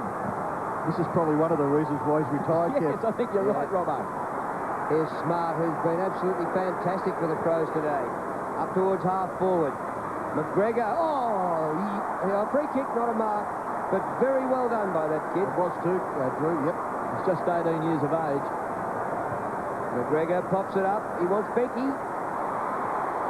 Lack of experience there. So close to game, 7 points. Kick the ball straight to the goal square. Put it right in the hot spot and make it look very dangerous for the Bulldogs. Dimatina. 50-metre penalty. 50 metres. And the umpire having words with Becky. So Darcy will have his free kick forward of the centre circle. They trail by 7 points, 4 1/4 minutes remaining. What a comeback this would be. And actually, they've done it with Wine sitting on the bench. Darcy's been great in the middle. Great! Front the square, Smith, but he went without the football. Goes wide. Cook looking to Shepherd. Dimatina to the top of the square for Grant. Not quite. Crumbs wanted. It spills out. Hudson for his third this quarter. Just offline. I think if memory serves me correct, Hudson last week did nothing in the first 3 quarters and then kicked 3 goals in the last, and he's kicked 2 already this quarter. Well, we'll just see how good the kick-out plan is for the Adelaide Crows here, Curls. I know Rod put it as long as I could. Well, they're down to just under 4 minutes. What of a dead eat. 97 Adelaide, 91 the Western Bulldogs. Jamison goes very long. Out in the direction of Smart. Getting back is Montgomery. Bulldogs will keep possession of the ball. Away to Curley. Curley's kick will put them within scoring range. It's a Bulldog mark. Darcy has taken it in front of Brad Johnson. And if the Bulldogs are to win this game, they can thank largely Luke Darcy's performance single-handedly in the middle of the ground. He has been tremendous. Well, the coach, Terry Wallace, at 3/4 time, giving him the responsibility. Well, Darcy didn't touch the football in the second and third quarters, and in this last quarter, 4 kicks, 2 hand passes, 3 marks. And I don't know how many taps to the centre. Well, Luke Darcy, the player on the mark is about 45 metres from goal. So he will still need a decent kick to score. Well, he's about a 50% chance. He's booted 8 goals, 6 for the season. Picture of concentration. Gets onto the drop punt, gets the distance and the accuracy. They're dead level at the cricket ground. Well, this is one of the great comebacks. They were 40 points down at 3/4 time, and they've drawn level. Just under 3 minutes left.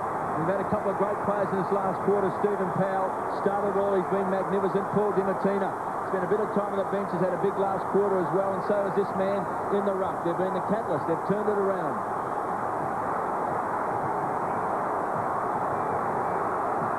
Well, just a phenomenal comeback by the Bulldogs in this last quarter. 6 goals, 5 to nothing. Or to a point. Yeah, there's 1 point. Scores level. Darcy clean possession. We've got 2 3/4 minutes left. Smith goes back with his hand pass, finishes up with Costa. A high one to the centre. Dogs have the numbers. West roving. Hand pass knocked down by Smart. Chance for McLeod. Kick by Andy McLeod, high to full forward. Button! Couldn't quite take his mark of the year. Whistle's gone. Dogs free kick. Ooh, just as McGregor was going goalwards for the Crows. Croft takes it quickly. Out very wide. Looks for DiMartino. The ball bounces away from Paul DiMartino. Yes, that should have been a little bit more precise, Yes, shouldn't it? a little bit better than that. And Paul DiMartino had plenty of space.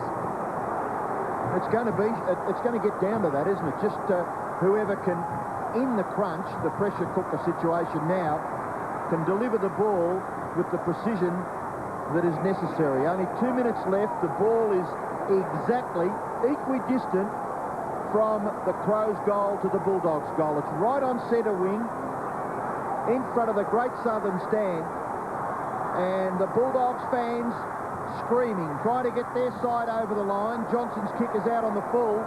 He tried to force it forward, unsuccessful. Well, you'd fancy the Bulldogs. They've had 11 scoring shots to 1 this quarter. They've kicked 6 goals, 5 to 1 behind. So they've got all the momentum. Under 2 minutes left. Brad Johnson breaks for the Dogs. Ran a fair way. Kicks to half forward. Grant has been up to midfield. Has to get back to half forward.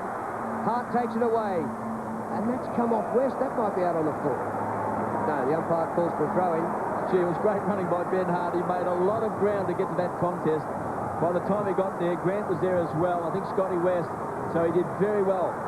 Make certain that ball finally went over the line. Just over a minute and a half left. Grant against Hart. Close to the boundary line. Liberatore. West shepherding. Libber keeps the ball in. That's where the Dogs want it.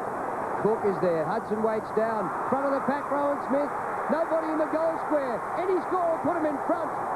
They lead by a point. Well, he's been very good since half-time. He's booted 3 goals for Rowan Smith. And they'll have to kick the ball on now, straight down the centre, I would suspect. Just over a minute left, and that's exactly the direction they go. 2-on-1 for the Bulldogs. Darcy to Liberatore. Liberatore towards full forward. Cook provides the contest. Rowan Smith beaten for it. Nigel Smart can't break away from the Scotty West Bulldog-like tackle. And it's locked up at half forward for the Western Bulldogs. Well, they've got a race. This is the first time the Bulldogs have been in front. They hit the front with 75 seconds left. Well, there you go. It's as Curl said, a funny old game footy. McLeod caught. Goodwin. Kick smothered off the boot. Martin tries to keep it alive. Liberatore. Brad Johnson's kick smothered. Knocks it forward. Chance now for Hudson. Yes, he'll find some space. And yes, he'll kick another behind, because right on the line, Jamison was there. It just didn't quite have the carry. No. But this is going to be one of the great wins. This will lift the spirit of the Bulldogs. They've never beaten the Crows before at the MCG. They've got a racehorse they call unfinished business, and that's what they're trying to do this season. Unfinished business. Mammoth kick into the centre square for the Crows. They now need their only goal of the last quarter to win the game. Kane Johnson gets it up to Costa. There is time left, 13 seconds. Robrin with a bit of space on centre wing. He goes short. Vardy. Not much left. 7 seconds. Vardy doesn't know it. They need a mark. They want a mark from this kick. No good. Oh, who was there? Birdman. Siren! And the Dogs have won by 2 points to make up for a preliminary final 2 years ago when the Crows beat them by 2 points. Well, it's one of the great wins. This will lift the spirit of the Western Bulldogs. This will do a lot for their self-confidence and their self-belief. You can see there Liver being hugged a few years ago. He thought he kicked the winning goal. And we saw Rowan Smith also in that final thumping his fists on the ground. He had the ball in his hands as the siren went, carrying it around the half-back flank.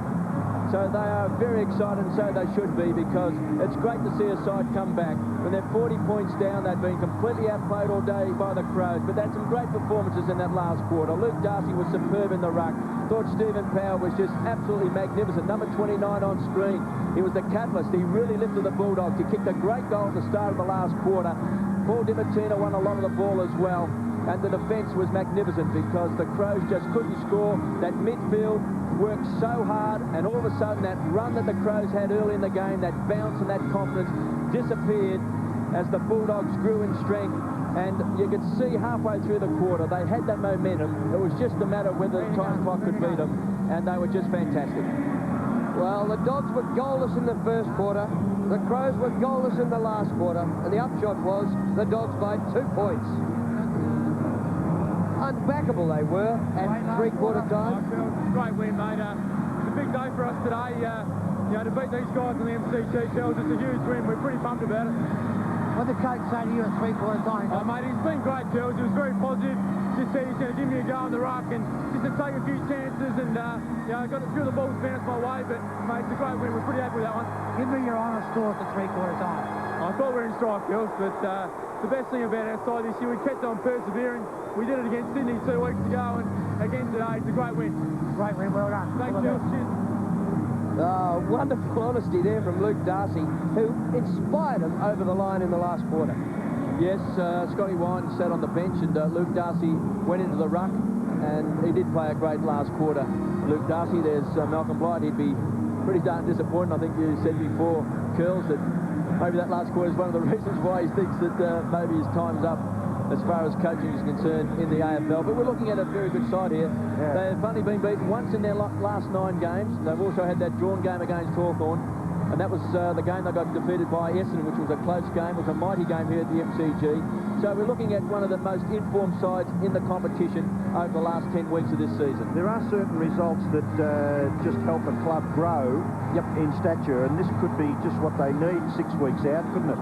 Yes, and also James Cook kicked 5 goals today. They've struggled to really find someone at full forward all year. James Cook's had a couple of cracks, and they had Kingsley Hunter, and they've tried all sorts of people. But when he's in good form and when he's fit, he is the focal point they need down there. He's got great kicking ability, he's got great size, and I think coming out of today's game, the good form of James Cook would be a real bonus on top of the 4 points and what goes with a great win such as the Bulldogs were able to pull off here today. 40 points down to get up and win by 2 points is fantastic. 14-15 to 14-13. From the dead calm of an ocean paradise comes an Australian mini-series event. Stranded on a deserted island. How long is it going to take before we're rescued? They must brave the elements and escape the dangers from within. He murdered my wife! Craig McLachlan and Antonio Sabato Jr. head an all-star cast. Payback's time. We fight for our lives. Sunday, 8:30 on 7. Try. The boys are back in town with the Camry Crows Westpac Players Concert Sunday, August 1st at the Clipsal Powerhouse. The concert will feature the players like you've never seen them before, at their very best or worst, and be hosted by SAFM's breakfast crew, Paul, Amanda and James. Tickets are just $12 for adults and $6 for kids. It sold out last year, so get in quick. Grab your tickets at any venue, Tix outlet, or by phone on 8223 7788.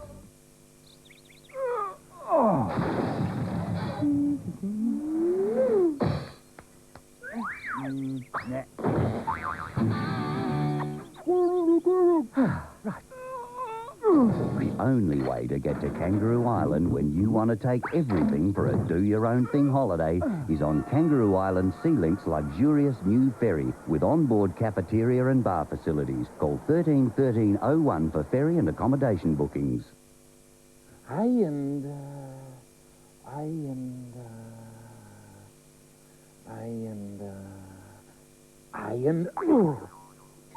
you know what day it is? Today? And what year? 1999? It did say 1999.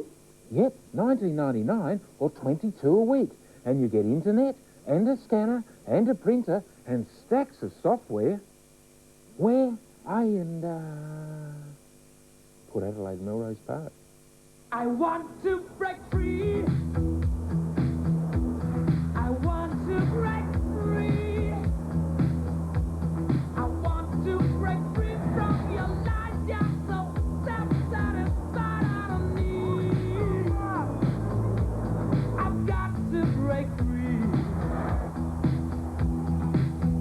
God knows.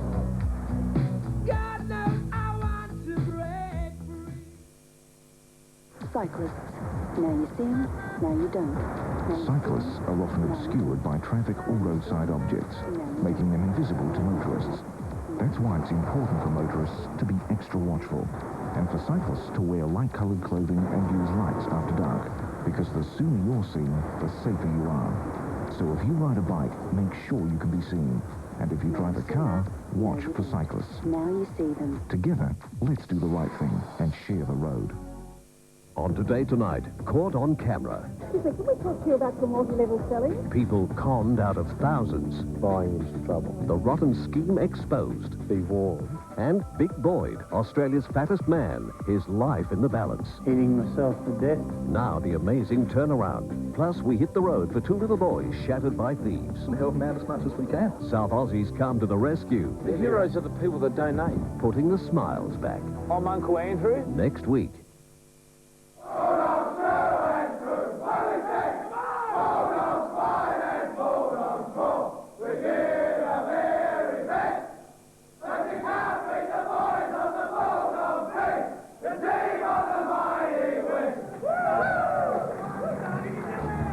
Well, can you get revenge for 2 defeats in a preliminary final in a round 16 match?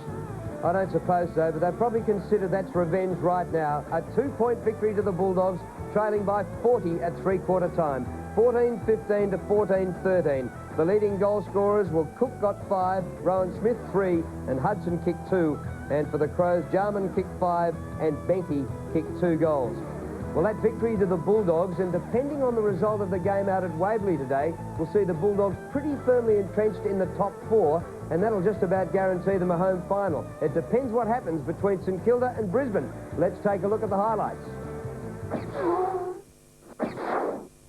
Stomach. We certainly know that, but there's Jones going to try and make up for it. Now, that's a better handball to Burke. Fantastic play. On to Francis. Francis drives towards goal. There's no forward back there. Was that touch? I think this will be a goal. The umpire's going to play this, and it was touched. I reckon that was touched. I've got no doubt he touched that. Well, Chris Scott thinks so also. Now, danger here for the Saints. Ekamana sets it up. And it's after power. Oh, Tim Watson will be tearing his hair out in this last couple of minutes. Now power. Oh, no! Is that touched? That's touched. What? Oh, no! It's a goal! No, he's going to overrule it. That has been touched. He's going to overrule it. They can't. Hang on. That has definitely been touched before the line. I do not believe that was definitely touched. I think the St Kilda players are right here. If that's the case, Ablett didn't take that great one years ago. Oh, here's a chance. Ashcroft races in the goal, and boy, it's a hard for St Kilda now. A quiet day. It's just his third kick to Stewie Lowe and doesn't make much of it all. Lawrence makes a bad error at half-back. Walton tries to charge through. Gives it on out to Gowers. He kicked the first goal for the Saints to start the day. Voss in his first year as captain, second year as captain, sharing it with Alistair Lynch. Lappin.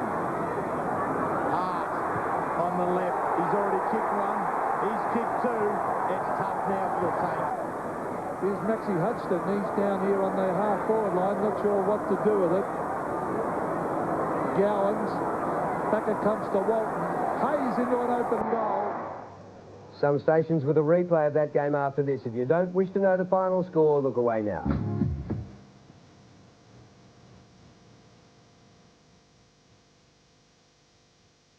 We'll take a short break from the MCG and be back shortly.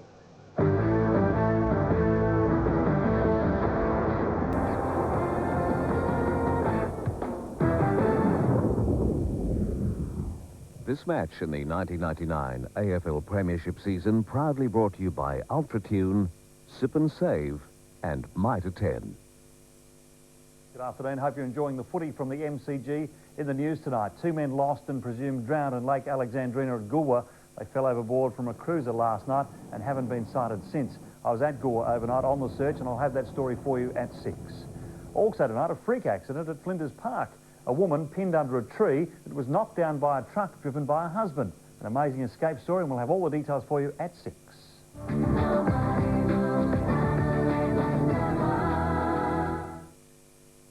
With your help, we've caught a suspected con man. He is cunning. He knows how the law operates. Now, find out the whole story. Plus, a sweet 6-year-old boy. Dear Mummy, I know you are in heaven with Jesus. He leaned over to his mother to have a cuddle and found that her hand was very cold. It was a professional hit. Vicky Jacobs was shot dead as she lay beside her son. But why was she killed? I am trying to be strong for you. The final episode of Australia's Most Wanted, Monday. There's a chance to win Sydney 2000 Olympic Games tickets. There's the bill, perfect for a Visa payment. Oh no, she's going for the checkbook. A wasted opportunity. Look at the disappointment on those faces behind her. Let's see that again. There's the wallet, and oh so close. But no, she went for the checkbook. What a shame. Use your Visa card and you're eligible to win tickets to the Sydney 2000 Olympic Games. There's one thing that really stands out at Macleay's bulk store, Conklin Street, Brompton. What's that, Jeffo? Everything's so big! The place is massive. There's huge reductions on carpets, rugs and vinyl. Oh, and there's mountains of stock, including full rolls and ends of rolls. And there's a big range of rugs of all sizes. And there's a massive range of vinyls. At Macleay's bulk store, Conklin Street, Brompton. Jeffrey, why do they use us for these commercials? I have no idea.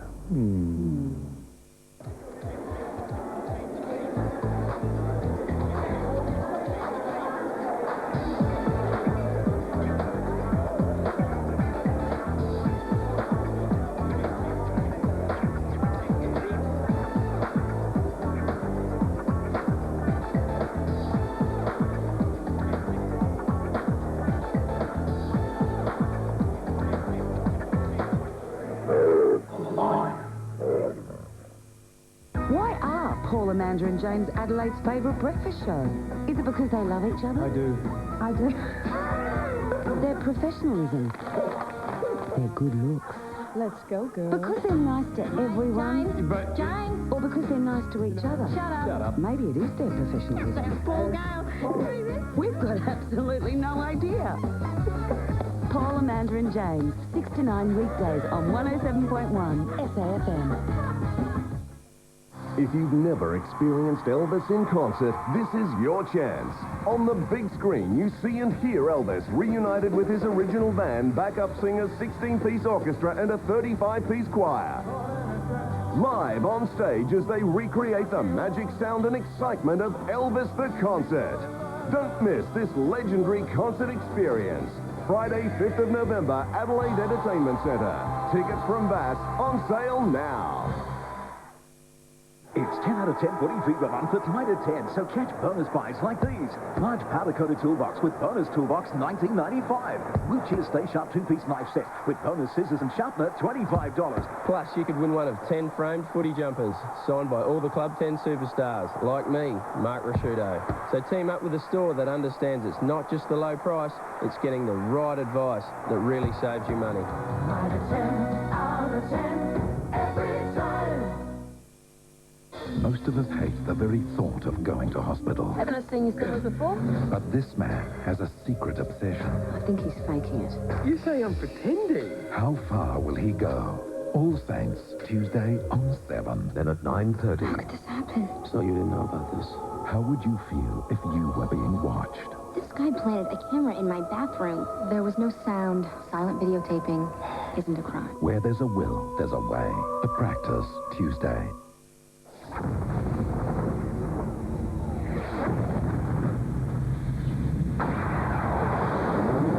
Good afternoon. Stay with us here on 7 as round 16 continues with highlights. Got a hand to it. Mainwaring is there with him. It was a 2-on-1, and the one virtually won. Robbins it was, not Matera. Get it, Cousins. Where'd they pluck Robbins from? It's getting late on a Sunday, and it's round 17. Have a crack at that, Matty. Good desperation by Steve Lawrence. The boundary throw in. White going nowhere, wrapped up by Chris Mainwaring. They're helping him up. 90-point margin. I wonder what that might pay on the footy sports bet or whatever it is. Someone will probably be aware that it'd be differ, but he may be checking it as we speak. Another ball up. Kennedy looking for the boundary. $5.25. Thank you very much, Jeff. But, I mean, the Lions are back to round one. Round one, they kicked their best score for the season, where they kicked 23-14, 152, and won by 89 points against St Kilda. Now it's out. They've improved that by 90. Well, Cousins going to make a dent in it. No, he's not. No. Justin Lepich. We saw Bo McDonald back on the ground. That is good news. But Justin Lepich has certainly had a day where everything's gone right for him. Short kick to White. Bo McDonald back, Keating off, Matty. Just having a chat on the phone. As Marcus Ashcroft for number 35. We thought perhaps 50 might have been in danger early in the afternoon. Darryl White going long. Power goes to ground, gets the free kick for in the back against Reed. Luke Power. Some say he looks like Darren Beedman. You can make up your own mind from that shot there.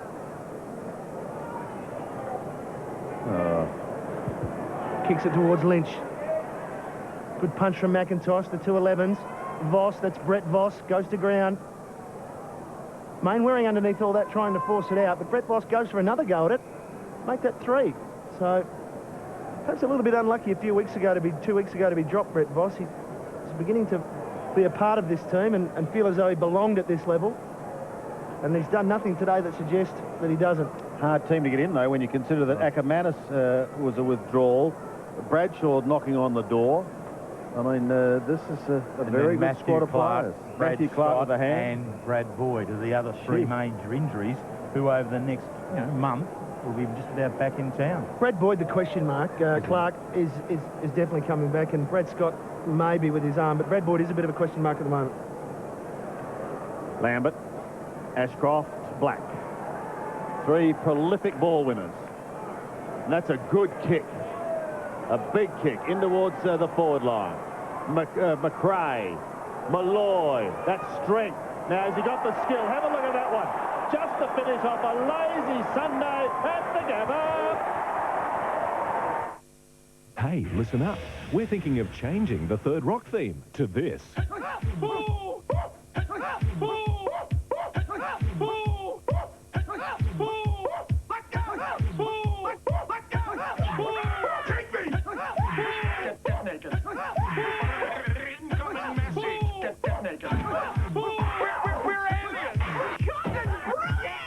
Maybe we'll just keep the one we've got.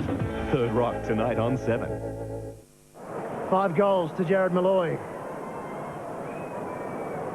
The Lions with their highest score of the season will certainly enjoy their Sunday evening. Good to see Bo McDonald back. Matera gets a hand on it. Cousins to Mainwaring, still running. Now, Lepich gets in front of Holmes and punches it down. A chance, it falls to Mitchell White. The clever Mitchell White kicks it, but just sprays it to the right for a behind. I guess from the crowd's point of view, they'll be thinking about the 100-point win, which is always a talking point from the crowd. And at the moment, it sits at 95 points. Justin Lepich. The signal. Looking for McDonald. Goes up early. Almost a high jump. Spills over the back to Rintoul. That's a handball in hope as it goes forward. Ashcroft doesn't take possession. Leaves it for Lambert. That's clever. White jinking and then kicking. Good punch by Wirapunda. Solid there. Matera tackled when he didn't have it. Wirapunda just slaps it back to Jakovic, and Jakovic goes short with a good kick. Jason Ball. He'll play on, and he goes short, but that's a bad kick. 3 Lions there. One of them, to the crowd's delight, is the toothpick, Big Bo McDonald. I'll compromise the galloping hat rack. Kennedy on the outer side. Just playing down now with just over 2.5 minutes remaining. Big win for the Lions today here at the Gabba. And it's got to set them up for a September run. The Mitchell White hand pass is okay. Gee, Matera has done all I've asked of him, but that kick he'd be disappointed with. A tired kick goes down to Huskis. Could think about Scott, but instead Hart. Sean Hart's across half-back in front of that new stand that's really on the outer side here at the Gabba. That's really starting to take shape. Lambert had such a wretched run with injuries. It's good to see him getting back in the fray again. Big Bo slaps it, but not very far. Ball couldn't take it. Huskis at the back. Sting's gone now. Hart gives it away to Dazzler. Here he goes. White's kick in towards full forward. 1-2 grabs. Voss. Top one from his own teammate. Recovers, then loses it. Picked up by Wirapunda. Hand pass around to Reid. Off to Matera. Matera thought about Velotti, then decides to do it on his own. Couple of bounces. He's through half back, almost down to the middle. Chips, and it's a shocker. Straight down the throat of Lambert. Off to Ashcroft. It could cost them a goal. It could cost them a goal. Voss from a standing start. It does cost them a goal.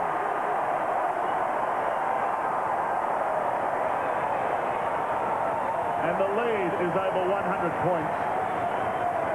That tells the story.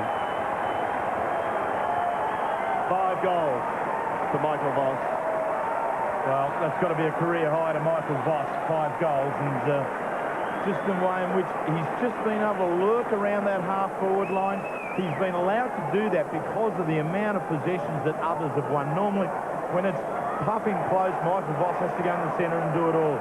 Matthews has had the freedom this week of being able to allow Voss time in the forward line, and he's repaid his coach's faith with 5 goals. Unbelievable performance this afternoon at the Gabba. It's 101 points. They're looking for more as Ashcroft goes forward once again, but getting in the way and cutting it off is Chad Rintoul. 38 possessions now to Marcus Ashcroft. Marvellous performance. He might make the top 40. With a bullet as Cousins chips it to the wing. Drew Banfield. Haven't seen a lot of Drew Banfield today. Just 11 possessions. Kick under pressure, but it's going to come off. And ball marks it. Plays on to Morrison. Oh! And Morrison keeps the 3 points, the 100 points alive. And don't the crowd love it. Right on 100 points now to margin. And you wonder where skill errors like that come from. In the third quarter, we saw Daniel Metropolis, running into open goal and was squeezed by Hart and missed what he should have got. The opportunity there for Morrison to do likewise. They just can't take a trick here today. And Mick, no, you can't be a happy camper with your side. 3 losses on the trot. It's a tough task now. Well, the body language there says it all from Mick Malthouse.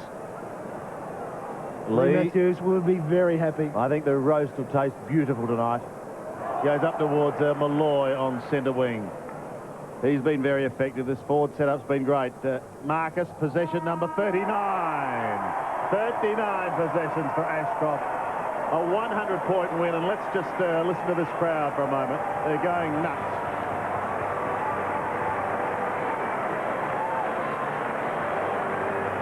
This match in the 1999 AFL Premiership season proudly brought to you by AAMI and Cadbury. Good afternoon. Coming up at 5:35 in 790 News, at half-time in the Crows match, police shoot and kill a 26-year-old man in the western suburbs. They were answering a call for a domestic dispute. 2 shots were fired. A full investigation has been launched. Also tonight, one of Adelaide's best-known restaurants burns down overnight. Investigators suspect arson. And a flock of a different kind lines up for a blessing. Those stories plus sport at 5:35. See you then.